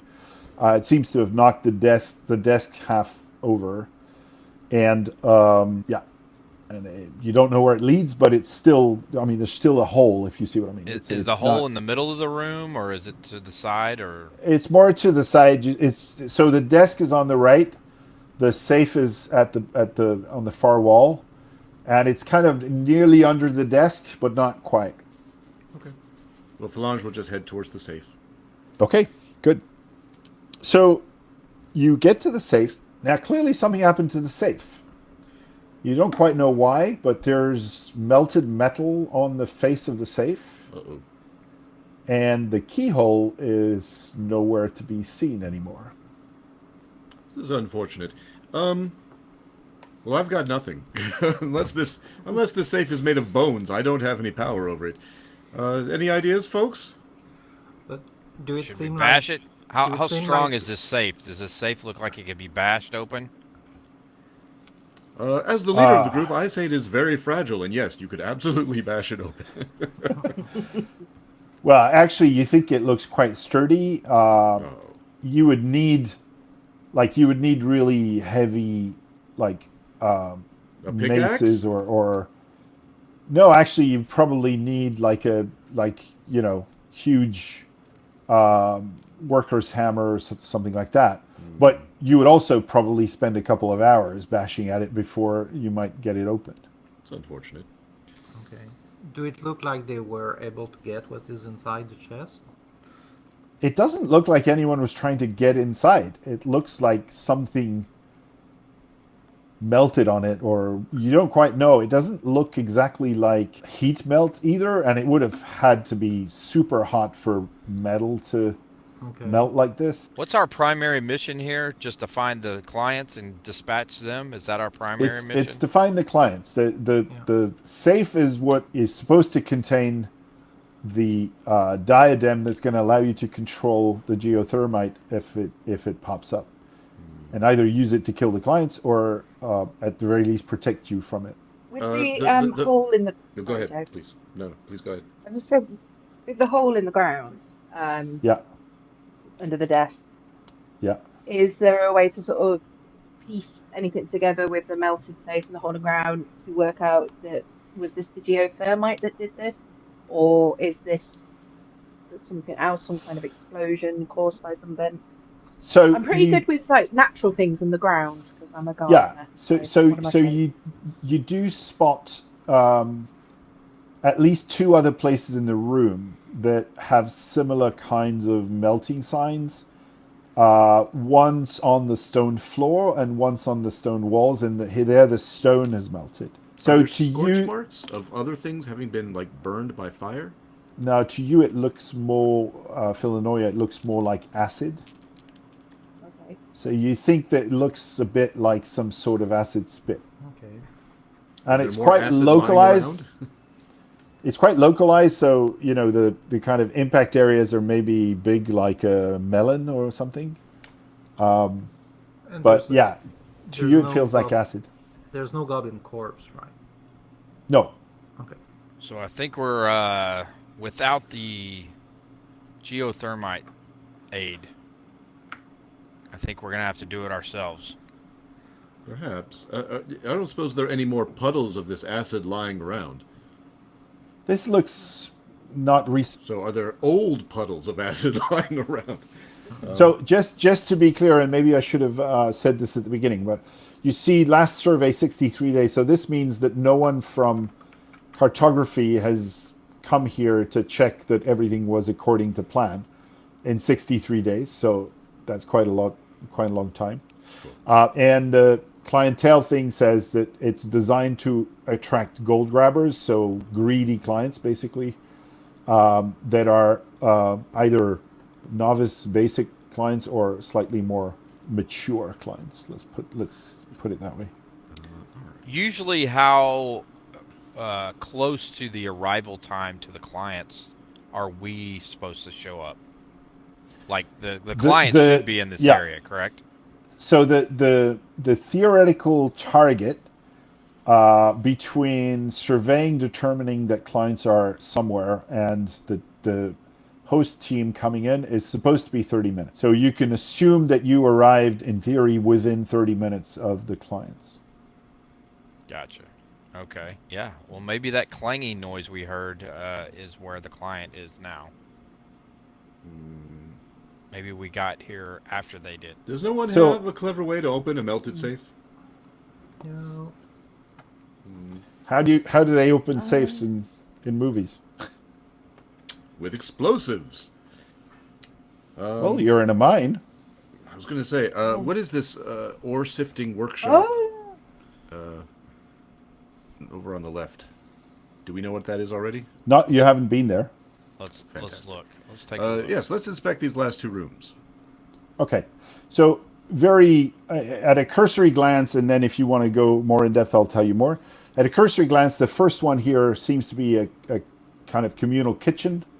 So there's a large table or kitchen and canteen kind of area. There's a large table. There's a stove. Yeah, This is the kitchen. Gotcha. yeah. Okay. There's a stove. There's a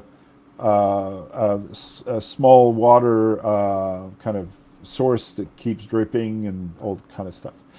The last one, the large workshop, that basically there's huge sacks of rock and huge piles of rock that are not in sacks, and that's all that you can see.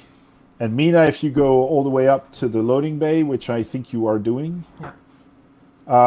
so there as you get closer, you hear a noise. Like it feels to you more like an animal noise. Okay. How do you approach? I will light the torch just to better see. So there is a source of light there. Sorry, I should have said. Okay. I will check to see what is. I assume it's maybe their court or something, but. Okay. So as you emerge in this kind of half circle, you see that again on the left-hand side there's an elevated area and there's lots of sacks, like rough sacks, quite big, and in the middle there is a cart, a large cart with a mule attached to the cart, and there's a lantern lighting the cart. Okay. And the cart you think can hold maybe 3 passengers and some equipment. And the mule immediately, as you approach, immediately starts kind of backing away a little bit as much as it can. It's still tied up to the cart. Yeah. I leave it alone. I just come back and I say to the group, there's a weird 4-legged creature with a cart there. It's not dangerous. Well, it sounds delicious. When we passed the mining workshop when we first came Yes. in, how many sticks of dynamite did we see lying around? Should I roll a d6? So you did. So you can use a favor. Oh. You can use a favor to say you saw sticks of dynamite there. Oh. We'll probably won't call them dynamite. That seems maybe a bit too modern, but No, you know, boomsticks it is. Sure. Exactly. No, Yeah. Who are my apartments? Well, it could be. So it could be maintenance. Also, crawfish. That could have been the favor that you had from Karen as well. Yeah, no, I've got that in my back pocket. I'm not using that yet. So. Okay, good, Yeah. good. That's fine. Okay, so Ted in expansion. I said that he left some boomsticks lying around in that area. Ted down in what? Expansion. Expansion. Oh yeah. Perfect. So expansion is expansion is the part of the business that looks for new places to turn into client Aeries. And so the two departments are exploration, and they tend to go rather where we don't know what there is, and reconditioning that used areas that we've already seen. So it would make sense for Ted to be in reconditioning. Yes, no, he wanted Absolutely. to knock through this wall and do an open floor concept in this mine, and he left some dynamite lying around. Okay. All right. Perfect. So he told you there are boomsticks in the mining workshop. Absolutely. Thunder stick, whatever they are. Very good. All right. So do I need to roll a d4 to see if I'm out of? So favor? actually, you don't because this is a service. So okay. your die goes down one step automatically. So that you took a bit of narrative control. Yep. So you don't have favors anymore. Excellent. Fantastic. Okay. Got So it. you head back to the mining workshop. I do, because Ted, the barbarian, he left some boomsticks there, so I will head back there. Okay. Everyone, just hang one moment, please. I believe I have a solution to our problem, and I will go all the way back over here, and I will find Ted's boomstick. Okay. Excellent. I'm going All right. to investigate this room further. Right. So the piles of rock look to you like piles of rock. Okay. Gotcha. There's nothing special Very about them. suspicious. When you open the sacks, at first you think the sacks are also have piles of rock, but if and when someone else comes with you that has a torch, you actually see there's a bit more of a glint in the sacks. So you think that the sacks actually contain stuff that has silver ore in it, whereas the rest is just rock. I got you. And that would make sense with kind of the name of the room as well on the map. Okay. Well, I'll leave it And for what it's worth, there's probably some value in there, but you'd have to know how to make silver from rock, basically. So, Mina, you followed Phalange, or? Yeah. But I'm going to just stand guard on the side here. Okay, good. All right. So, Phalange, you go back to the supervisor's office with your boomsticks. I do. Okay. And with the intent of blowing open the safe. Okay. Tried and true tradition. Yes, I'm sure nothing inside the safe will be damaged when I do this. That depends on how sturdy the safe is at the end of the day. Okay. Yes. All right. So, well, you light the boomstick, and then what do you do? Probably don't stand there. Probably going to go back out in the hall. Okay. Warn everyone. And warn everyone. Let's stand back, everyone. The small safe opening operation in progress. All right. So the stick goes off. Massive boom sound. Massive. You don't see it, but the safe lifts up from quite a bit. And when you head back in, obviously there's acrid smoke everywhere. Roll a d10, Joe, please. 3. Okay. Yeah, it looks like the bottom of the safe has cracked open. Excellent. Then I will put my little bony hands in there and see if I can grab that diadem. All right. Well, you find something circular in there. Good enough. And as you take it in your hands, you think that by calling it a diadem, they were very generous, because it looks to you like a circle of iron, basically. But it is normal head-sized. Excellent. I immediately put it on a halfling skull, and it drops around it like a necklace. So you have a necklace now. Okay. You have a diadem necklace. Okay. Success. We're doing really well, team. I'm very proud of us. Let's all huddle up. Now that we are prepared, I suspect that we should go deeper into the mines. What does everyone else think? I agree. You're the brains of this operation. That's right, and I knock on my hollow skull. All right, ladies and gentlemen, to evil in the direction of the mine. Phyllenoia, do you want me to move your character, or do you want to do something while you're there? I just went to have a look at the four-legged creature.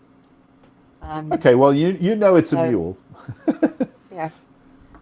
So yeah, four-legged creature. Yeah, it's a mule. So I'm going to turn back around and follow everyone else. Just sort of give Mina a sympathetic look. Okay. Nice cool. necklace, Phalange. What's that? Nice necklace. Oh, thank you. I think it goes very well with my collarbones and my ribs. It's round. I like it very much. Hope okay, let me keep so it actually, pardon me. I'm gonna. Can you roll wisdom, Phalange? Roll a die. I don't know.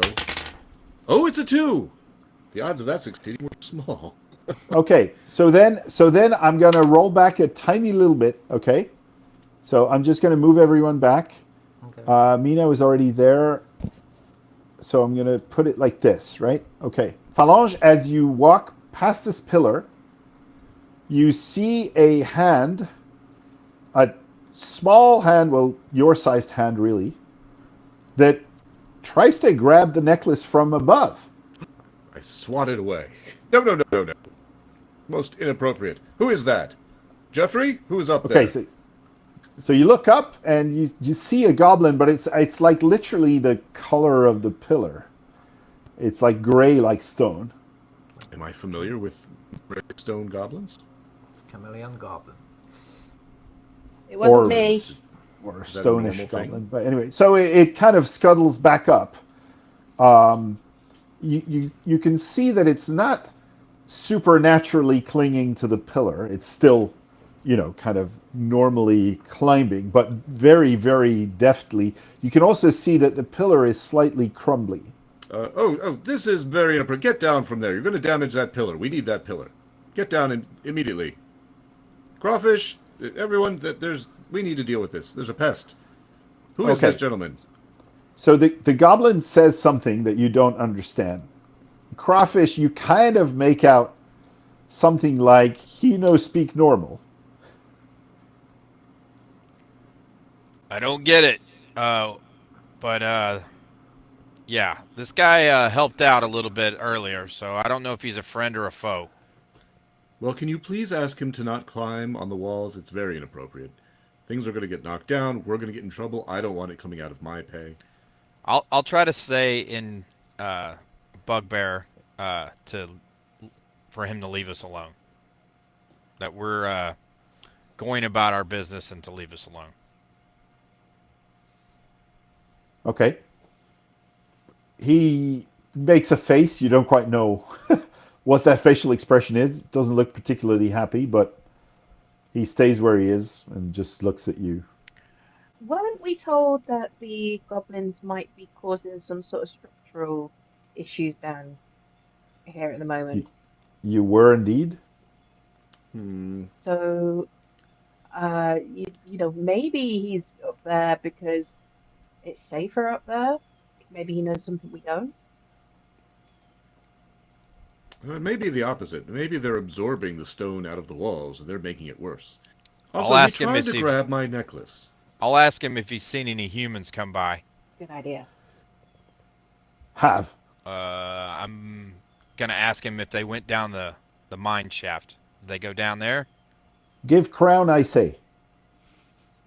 Okay, he's wanting that thing. Can't give you that.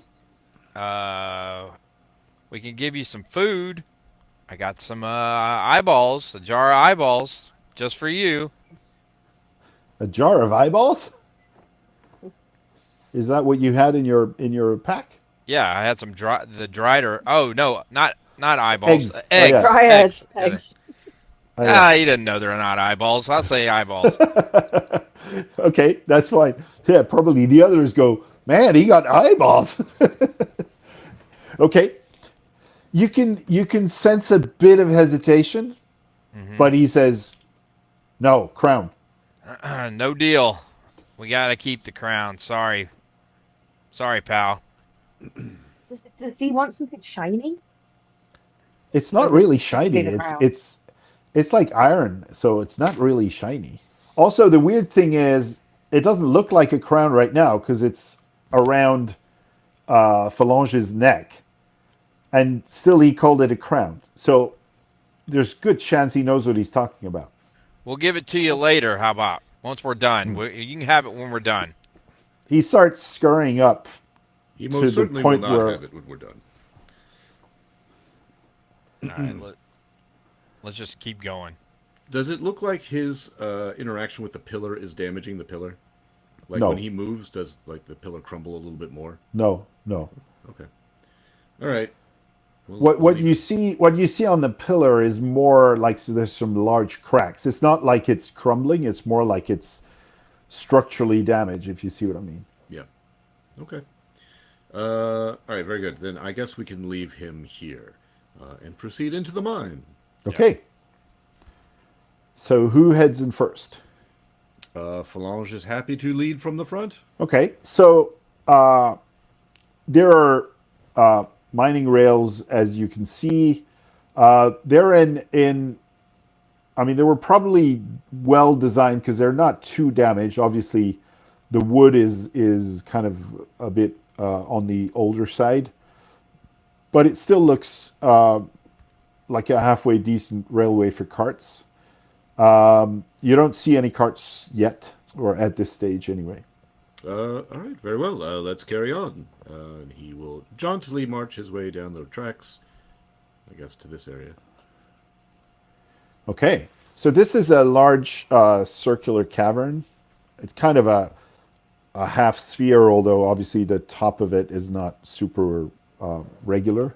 And yeah, I mean, apart from the fact that there are 3 other tunnels going from here, there's nothing particularly notable about that room.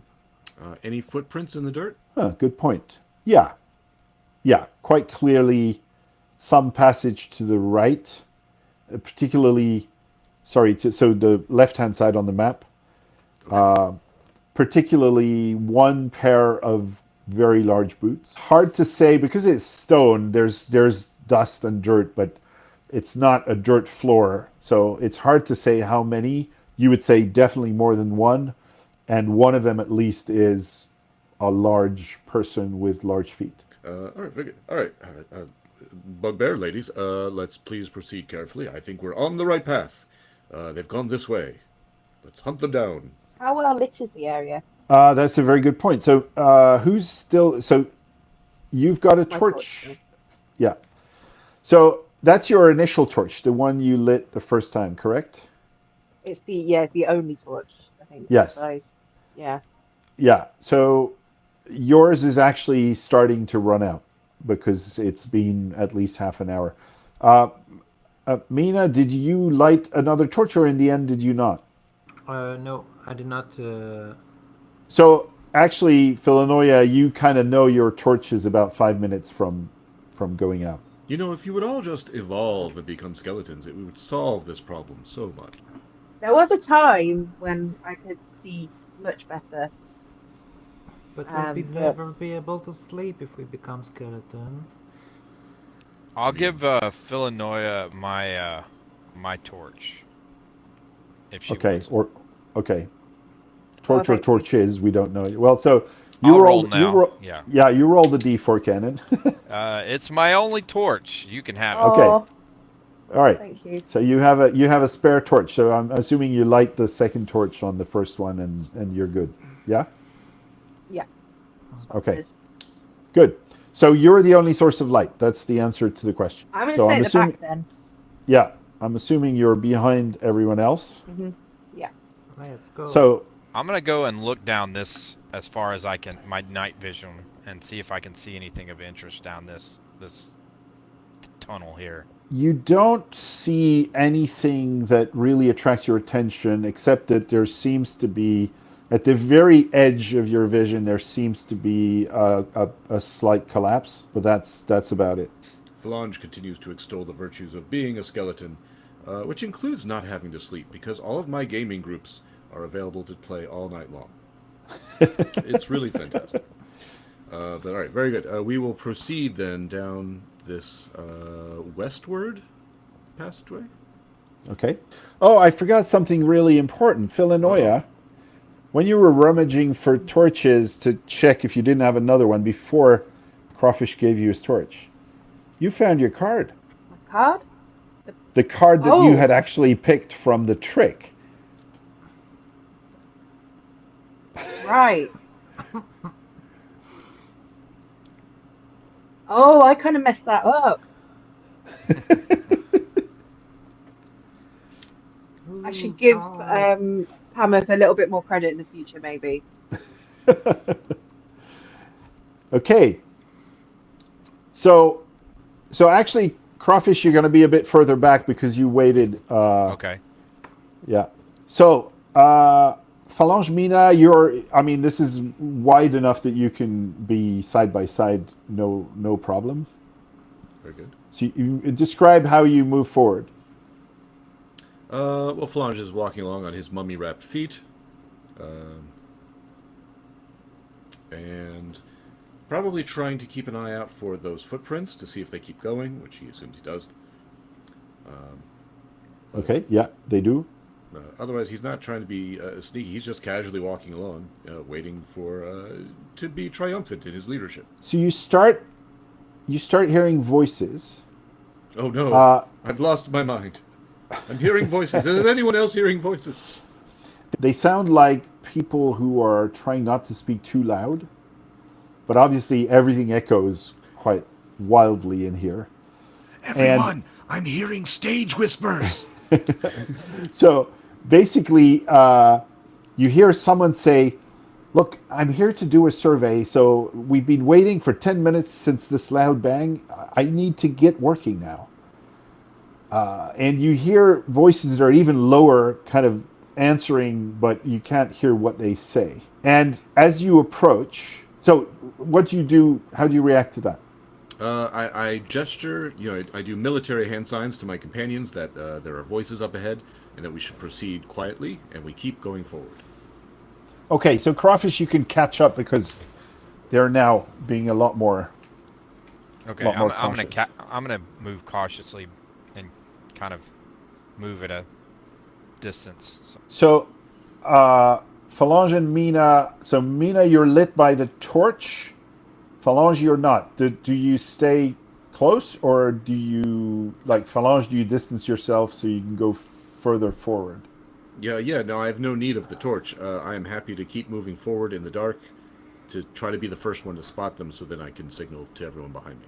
All right, so as you reach about there, you see silhouettes. They are lit by lanterns, but it's kind of hard to distinguish. But you do see a large, what you assume to be a man, but quite the big man.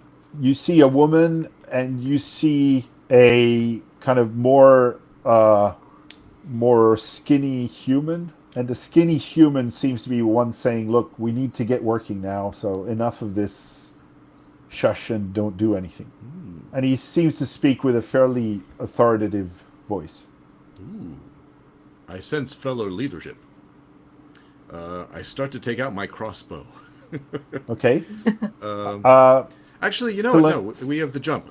We have. So I want to do spells. I want to do warlock stuff. So I am going to start prepping to do magic. So, Which spell do you want to do? yes. So I just see these figures, and they're just in a tunnel, and there's tracks, and there's no other Yeah. physical features to interact with here. Well, there's tracks, there's rocks everywhere, and around where they are, there seems to be kind of full-on collapse of the tunnel and the track. So actually, at least one of them, maybe two, are on the other side. You're not close enough to see exactly where they are. Do I need to roll for my magic die first to see how much mana I have? Yes, you do. So you roll your d6. Hey, that's a 6. All right, rolling Awesome. good So now. you have 6 magic points to work with, and Very you good. need to roll 2 dice under charisma with a disadvantage. So you need both of them to be under 16. Yes, well, 16 is pretty good. All right, I feel good. All right, you said there was one of these was a big guy? Yes. Cool. You're gonna aim for the big guy. Yes, I want to cast Scapulox's skeletal control on the big one. Okay. And I'm going to seize control of his bones. Okay. He seems the most dangerous. 12 and a 16. Okay. So you're good. Hey. Oh, it's equal or under. Very good. All right. Okay. Good system. I approve. So you're spending 5 of your 6 points. Yes. So you'll still have 1 remaining point for other magic this scene. Yes. The rest is going to have to come out of your HP if not. That's what it's for. Okay, that's what it's for. Okay, so you seize control of his bones. What do you make them do? He has weapons and gear and stuff. The big guy. Not in hand, but my assumption is you can't do really fine motor control, so you can make him do large gestures, but not very specific things. So Sure. if he had a weapon in his hand, you could use it to wield it on someone else. But taking like a sword out of a scabbard, or he's got a war axe, so it's probably strapped to his back. Okay. Can I make him interact with that axe? You can, but then it's not going to be this round. Okay. Well. So that's a good point. We didn't determine how long this was going to last. Roll a d4. That's how long the control is going to last. That's a 1. All right. So you have 1 round. So at least you know. Okay, well then what I would like to do with my moment of control over him is just to have him throw his axe away, so he is disarmed. I want him to disarm. Oh, good one. Okay. All right. So he throws it into the collapse, maybe. Yes, into the debris and darkness where he can't find it. Okay. So he goes like this. You hear the woman say, "What are you doing?" And he says, "I don't know," and he flings his axe in front of him, and it just flies away. And Phalange is Okay. like grabbing at his skull and going, "Yes, Scapulax!" And then finally he stumbles out of the trance and he turns up. "All right, very well. Everyone else, you may now proceed." And he stands back. These characters are all in that hallway here. Is that where all Yes, these characters are? Okay. yes. So I'll show them. So THO is the big guy. So he's standing on this side. MIA is the woman. She's standing on that side. Is THO Thomas or Thor? Which one is your big guy? And the kind of severe-looking man with the authoritative voice is on this side. There's only All right. 3 of them. And do they have a light source? amongst Yes, them? they have 2 lanterns that are actually planted on poles into the ground. Actually, one lantern planted into the ground. The other one is in the hands of the skinny-looking gentleman. And this is a cave-in, so this is Yeah, you're able to go exactly. in here. You could, but it's clearly further down below, and that's where the big guy has just thrown his axe. He's now yelling, saying, "I lost control. Something's going on." All right, so I'm gesturing to my team. All right, they're all ready for you. I've prepared the path. All right, what's everyone do? So when I cast that spell last time, Yeah. I didn't. I'm still on a Delta 6, right, for magic because I rolled a 5. Is that right? Yeah, exactly. Yeah. So can I try and so I can see them from where I'm standing? So you have to move forward because you're still quite far around the bend. So you have to move all the way to Phalange to be able to do that. And since you have the torch, obviously they're going to see the light. But I'm fine with that. But just tell me. So I was going to move forward and if I can see them, try and cast the fog spell around them. So that they which can't spell see do you us. want to cast? Oh, the fog spell. My foggy fog spell that I have. Okay, so wait a minute. I just want to make sure I understand this. You want the fog to be around them, Yeah. but that means you won't see them either. Is that right? Good point. If everyone else was going to, I was going to try and get closer to them because I was thinking it probably wouldn't last very long. So that Okay, fair enough. I mean, can surround them. I'm happy. I just want to make sure we all understand the consequences. So just basically, a little they puff of smoke around them. Just a little puff of smoke around them. yeah. that So we they can can't time see to- you, and you can get closer. Yeah. Okay, cool. All right. So roll your d6 to see how many magic points you have. 4. Okay, good. So the dice still stays on d6. And now you need to roll 2 d20s under 17 because the spell costs more than your rank, so you roll at a disadvantage. Okay, 16 and 12. Well, that's good. All right. So can you, Mina and Crawfish, can you move your characters to where they are? So Phalange, you see that some sort of fog appears that basically you can still see the light from their lantern, but you can't see their silhouettes specifically. You can hear them, though, saying, "All right, defensive positions, everyone, something's happening." I hear that. If I just put my hand against the wall of the cave, can I just walk? Like, I want to go past them. Can I just Sure. follow Well, the wall? Because you can you can definitely follow the wall. Great. You're going to be slow going though, because it's it's like there's debris, rock debris, and the further you get close to the collapse, the more there is.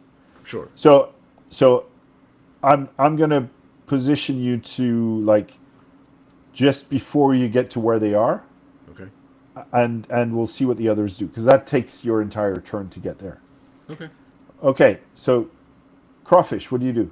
I'm inspecting the wall because my girlfriend Karen told me about this secret door that was around here somewhere. Whoa! You're putting labels on it, girlfriend?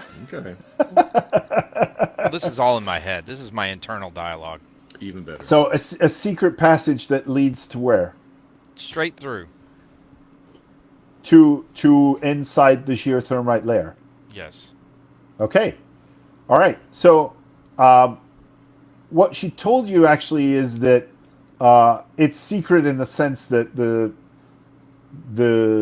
map does not reflect it, but it's really a crack in the rock that's hidden, and so there's no mechanism Right. to open it. It's just there, but if you don't know it's there, you don't see it.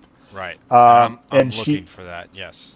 Basically, what she's told you is that she spotted it on her last survey 63 days ago, but she forgot to update the map, basically. Perfect. Well, I'm looking for that crack. Okay, you find it.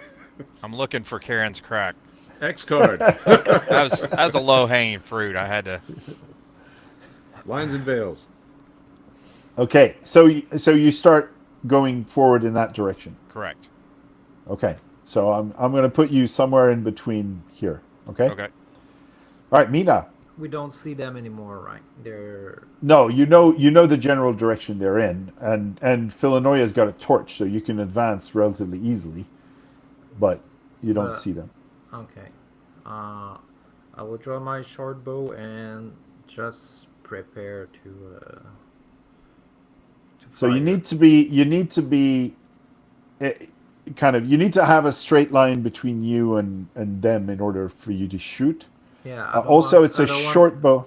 I don't want to shoot because I don't see them well. I just prepare myself. Yeah, no, I understand. But my point is that the preparation is also getting close enough that you know you'll be able to. And because it's a short bow, this is a bit long. So I think you need to be in front of Phyllenoia in order to be, in order to be able to shoot. Okay, good. All right, so Phalange, you arrive. I mean, you can feel the floor behind you is starting to be very uneven. So you're probably at the edge of the cave-in. You can now see the large, like at least the kind of hazy silhouette of the large guy. Oh, great. Yeah, I was going to say, can I detect any of these guys? Perfect. Then it's time for more warlock magic, as I've crept up and found one of them. Now, I will use Scapulox's Bone Snap with Incapacitation Power. So that would cost 4 mana, so 1 mana remaining plus 3 HP. Yeah, exactly. Which lowers me to 7. All right, very good. And Or write it somewhere else. It doesn't matter. Oh yeah, okay. And you roll my 2 charisma. I'm assuming it's some sort of chant because that's why it's charisma. It's like yes, no, you I'm have to compelling my sing patron your- Scapulox to grant me the ability to load this guy's leg. 8-11, fantastic, easy peasy. So yes. Oh my god. I call on Mighty Scapulox, and I want Thorgrim's leg to just explode out from under him. He cannot advance and harm my friends. Okay. Oh, and it does 6 damage, right? So Yeah. 4.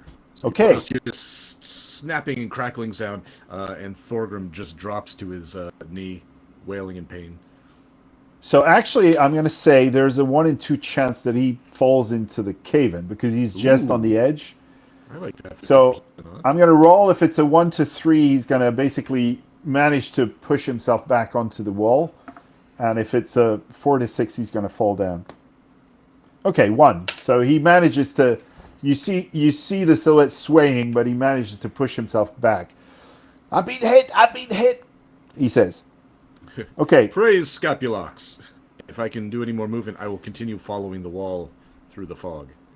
Okay, you hear some sort of chanting coming from a bit further away. It sounds like a female voice. It's a language you don't understand, but it feels to you like a prayer of sorts. Okay. Mina, you're starting to see the silhouette of the big guy, but it's still quite hazy. You can shoot if you want, but you're going to be at a disadvantage for now. I'm going to wait. Okay, Phyllenoia, what do you want to do?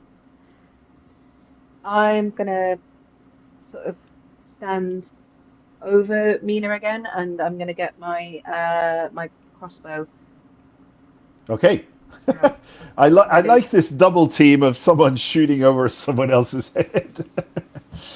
Okay, Crawfish, you kind of push yourself through. It is quite narrow for your burly size, but you manage to kind of push yourself through. And then you kind of, the last few yards, you kind of slide. So this is going down, definitely. You probably going down about 5 or 6 yards altogether from the level you were at in the tunnel. Okay. And the last bit is quite steep, and there's pieces of rock everywhere. So you start kind of sliding down into kind of a shower of rock. And when you manage to stay standing, and when you get to the bottom, you notice two things.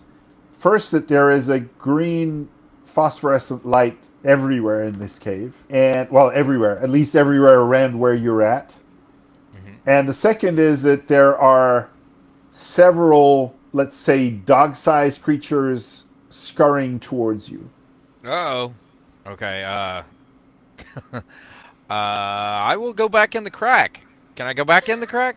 Yeah, you can, but you're Okay. gonna have to. Crack. You're gonna have Back to in roll for Karen's crack. strength. Yes. All right. Good dogs. Good doggies.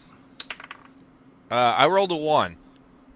Oh wow. Okay, no worries. So you leap back up, and very quickly you manage to get there. However, you hear scurrying sound behind you. Okay. Awesome. Okay. Well, I will run down the hall towards the park. Okay. All right, Phalange. What do you do? Yes. All right. I'm having such a great. Oh, magical actually, day. sorry. No, actually, sorry. Before you do anything, okay. You hear the big man's voice, and he says, "Oh, that's better. Thanks, Mia. I need a weapon. Someone give me a weapon." Disapprove of all of that. Can I still see where Thor is? Can I shoot him? With a You electric can, crossbow? and you can. Yeah.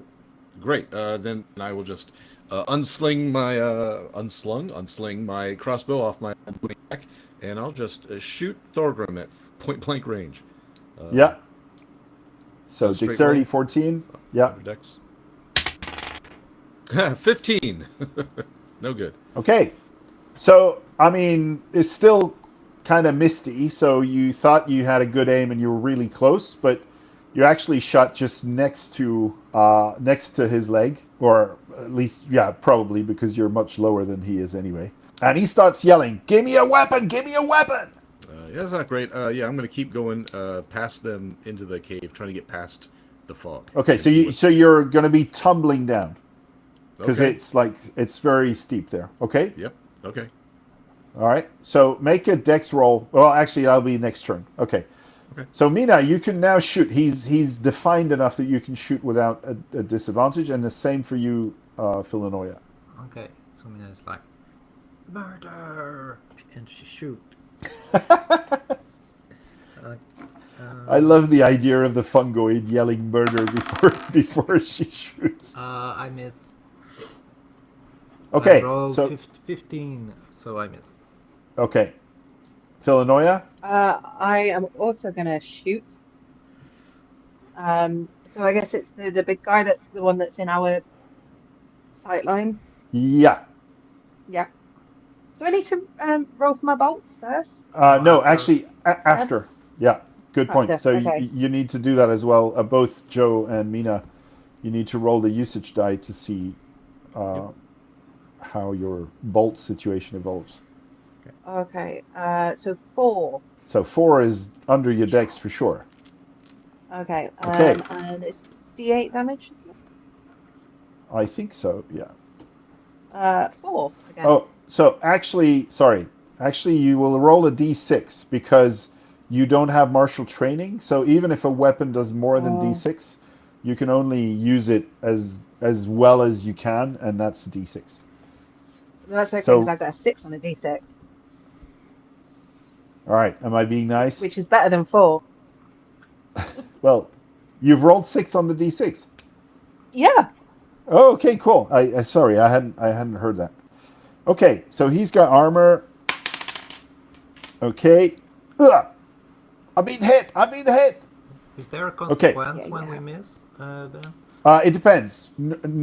If you are in a position to be hit, you're going to be hit.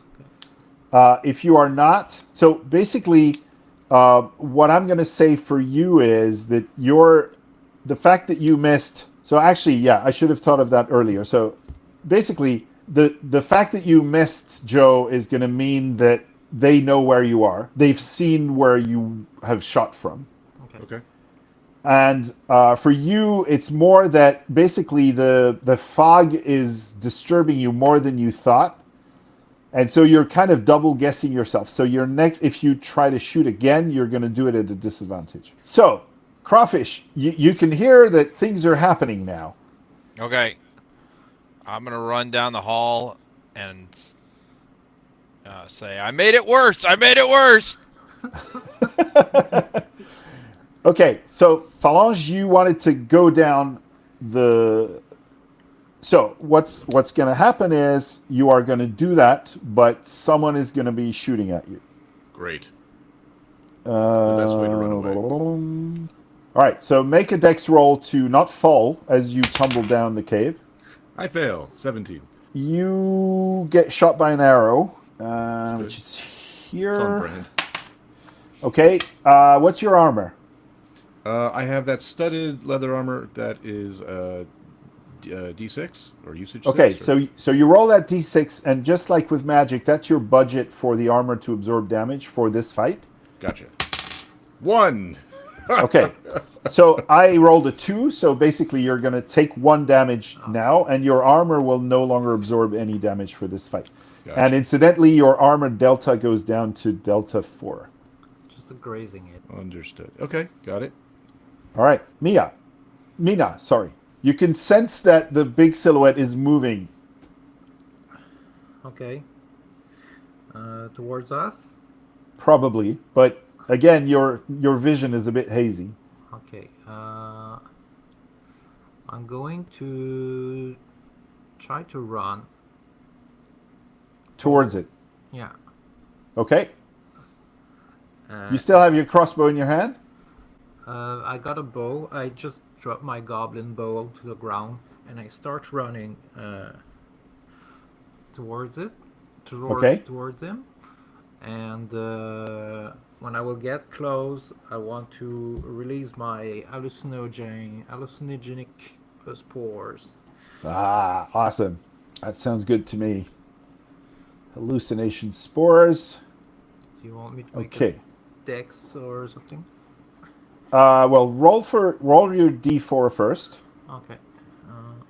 to see if you'll be able to use the spores again. I rolled 2, so that was my only use of my spore. Okay, so Phyllenoia, you're the only one who can see this, but you see kind of jets of colored spores erupt from the upper body of Mina as she runs towards this, now you can see it, really huge warrior, and he's wielding a saber that looks too small for him,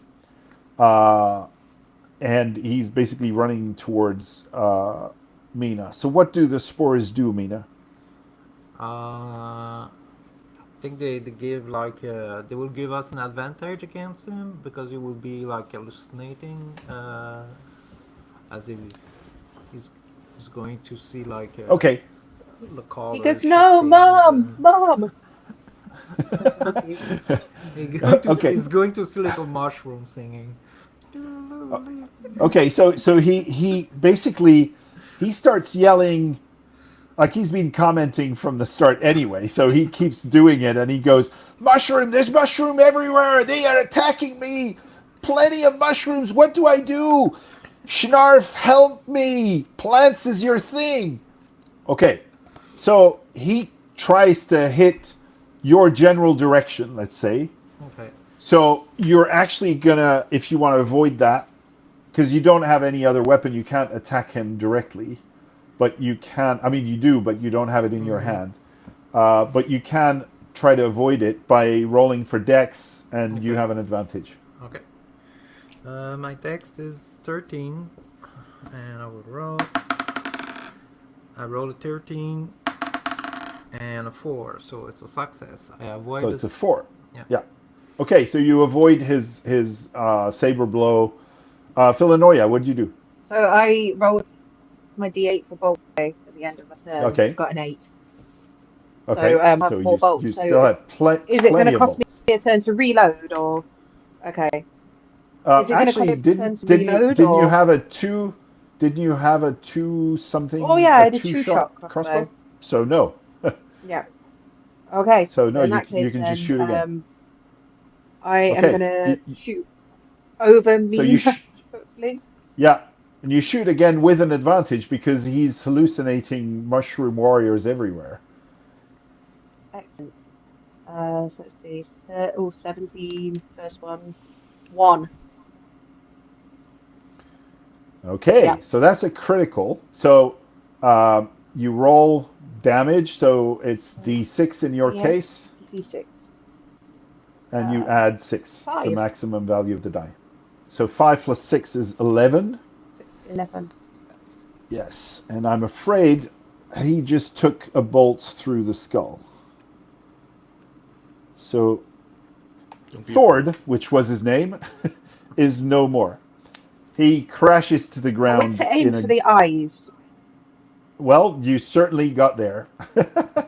With a 1, you absolutely did. All right, Crawfish, you just saw Phyllenoia down this huge warrior with 1 crossbow bolt through the eye. Oh, I'm here. Is... I'm here. I can hear you. Okay, sorry. Sorry. Cool. Yeah, so you were probably thinking, okay, I'm going to have to attack this guy. And he was just down from 1 crossbow bolt and a bit more magic, but you don't necessarily know that. Perfect. All right, Phalange, you have tumbled down. Actually, you're gonna you're gonna take 1 point of damage from the fall. Very good. And you arrive about 5-6 meters further down into this huge cave. Roll a d6, please. 6. Okay. There's a vague greenish light coming from the upper part of the cave here. Okay. It looks like multiple spots of light, but they're not moving.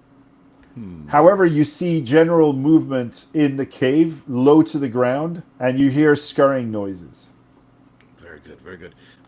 This would be a great time to wish that earlier I had asked what exactly is a geothermite and how would I recognize it? And what can it do? And how big is it? And is it a swarm of little things? All those kinds of questions that I wish someone like me had asked. So I would like to invoke... no, I can't. I have no favors left. You have no favors left, I'm afraid. No. Great. Then I will... I see all this movement. I see these lights. I also don't know how the diadem of the control works. So I'm just going to grab it and hold it up against my skull and try to reach out and see if I can sense the geothermite. Okay. Well, so far, no. Great. I call back. Don't worry, everyone. There's definitely no geothermite here. Oh, I'm bringing them up with me. Okay, that seems fine. Can I see any of these people behind me? No, you're about actually. I mean, scale wise, you're probably more about here. Okay. And you're 5 yards or 6 yards below. Yeah. Once the fog is cleared entirely, if they are standing on the ledge, you might be able to see them. Yeah. Okay. Okay. You can, however, hear that someone is freaking out. Good. The voice that you thought was so authoritative is now screaming in terror.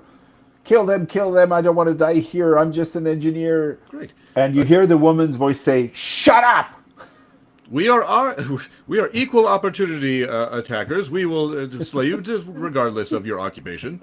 So please do not feel discriminated against in any way by myself or my companions. All right. Mina, you're the closest to the action. What do you do? Let me check the map. I'm going to try to move forward to spot the woman that... You can see her silhouette now. Okay. You can see that she's got a bow and she's ready to fire. So probably as you see her, she sees you. Oh, but can I use my shrinking power to avoid that? I would like to shrink down to try to sneak toward her. Size shifting. I like it. Okay, so how small? Small like a rat. Oh, wow. Okay. So super small. Yeah.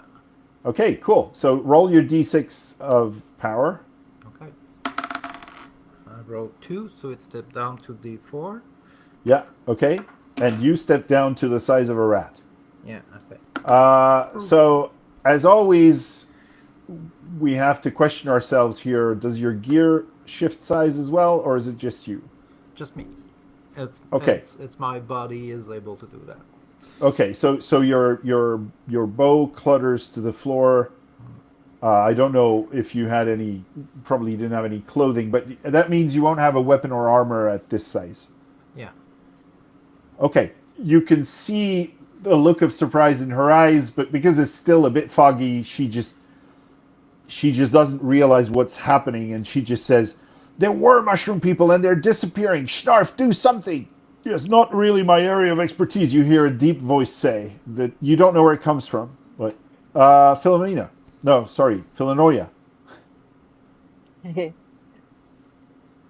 I am going to reload some bolts into this crossbow. Good. So you take the round to reload two bolts into the crossbow. Yeah, I might sort of press myself up against the wall a little bit here as well, Okay. so that I've got a little bit of cover. Okay, cool. All right. So, Crawfish, running down. I'm come running by and say incoming. So okay. So this guy's dead. So this guy is dead. Sorry, let me take him out of the way. This guy is dead. You see in the dark, so you actually see there's a third silhouette here, but it's tiny. It's like it's about Phalange's size. Okay. The best size. Okay. Can I just charge into this group here? I'm just gonna bum rush this whole group. So you're gonna bum rush. I'm just gonna crash into whoever this person is and just crash into all That's of them. the woman. That's the woman. She has her bow. So basically, if you fail, she's gonna shoot you point blank range. Yeah. Okay. Well, yeah. C'est la vie. All right. So you roll strength 14. You've got 2 melee attacks as well, so you can actually do quite a bit of damage. I'm just gonna run down the hall and just like crash into them. I'm not even gonna try to attack them. I'm just gonna like jump up and just kind of like body slam this whole group. You're trying to body slam the whole group. Okay. Right. Okay. So did you succeed? I rolled a 7. Okay, so you did because you got 14 strength. Yep. Okay, so the woman falls back. You can see now that the man, the human who is here, is cowering in fear. He's like huddled by the side of the collapse. He's worried he's going to fall, but he's just completely useless. He's got a dagger in his hand, but you can see he's trembling. And this guy I get that response a lot. This guy looks to you like a gnome. He's got a beard. He's got a weird look to him, but you can't quite figure out why. He's only got a dagger as well, but he seems not so concerned, basically. Okay. So basically, she's crashed. He's still standing, but he's too far to hit you or do anything about it, and he's useless. Gotcha. Okay. All right, Phalange. Awesome. Some of the scurrying things seem to be coming closer to you. Great. They're about about dog-sized, insectoid, and there is 4 of them. Cool. And I'm definitely sure these are not geothermite. You're sure of nothing. They look like insects. Sure. But my helmet or my diadem is not interacting with them in any way. I can't sense them or control them. Definitely not. Okay, that's not great for me. And being insects, I instinctively, ingeniously know that they do not contain bones, and Scapulox is powerless against them. So Yes. I'm going to bravely run back up the slope of debris Okay. to All escape right. from the giant insects. So roll for strength. Oh, I'm bad at that. Meanwhile, Phyllenoia, you hear noise from behind you as you're reloading. Is that a 20, Joe? That was a 14. It's a normal Okay. failure. Okay. So you're scrambling up, but you're so far failing to actually find the right path to get back up. So Phyllenoia, you hear noise from behind you. As you're finishing to reload, Sorry. you turn around. Yeah. Okay. Well, you see this kind of dog-sized insect that seems to be charging towards you. It's got mandibles, a weird snouty kind of thing in front of its head, 8 legs, and it's scurrying really fast. I just loaded my crossbow, right?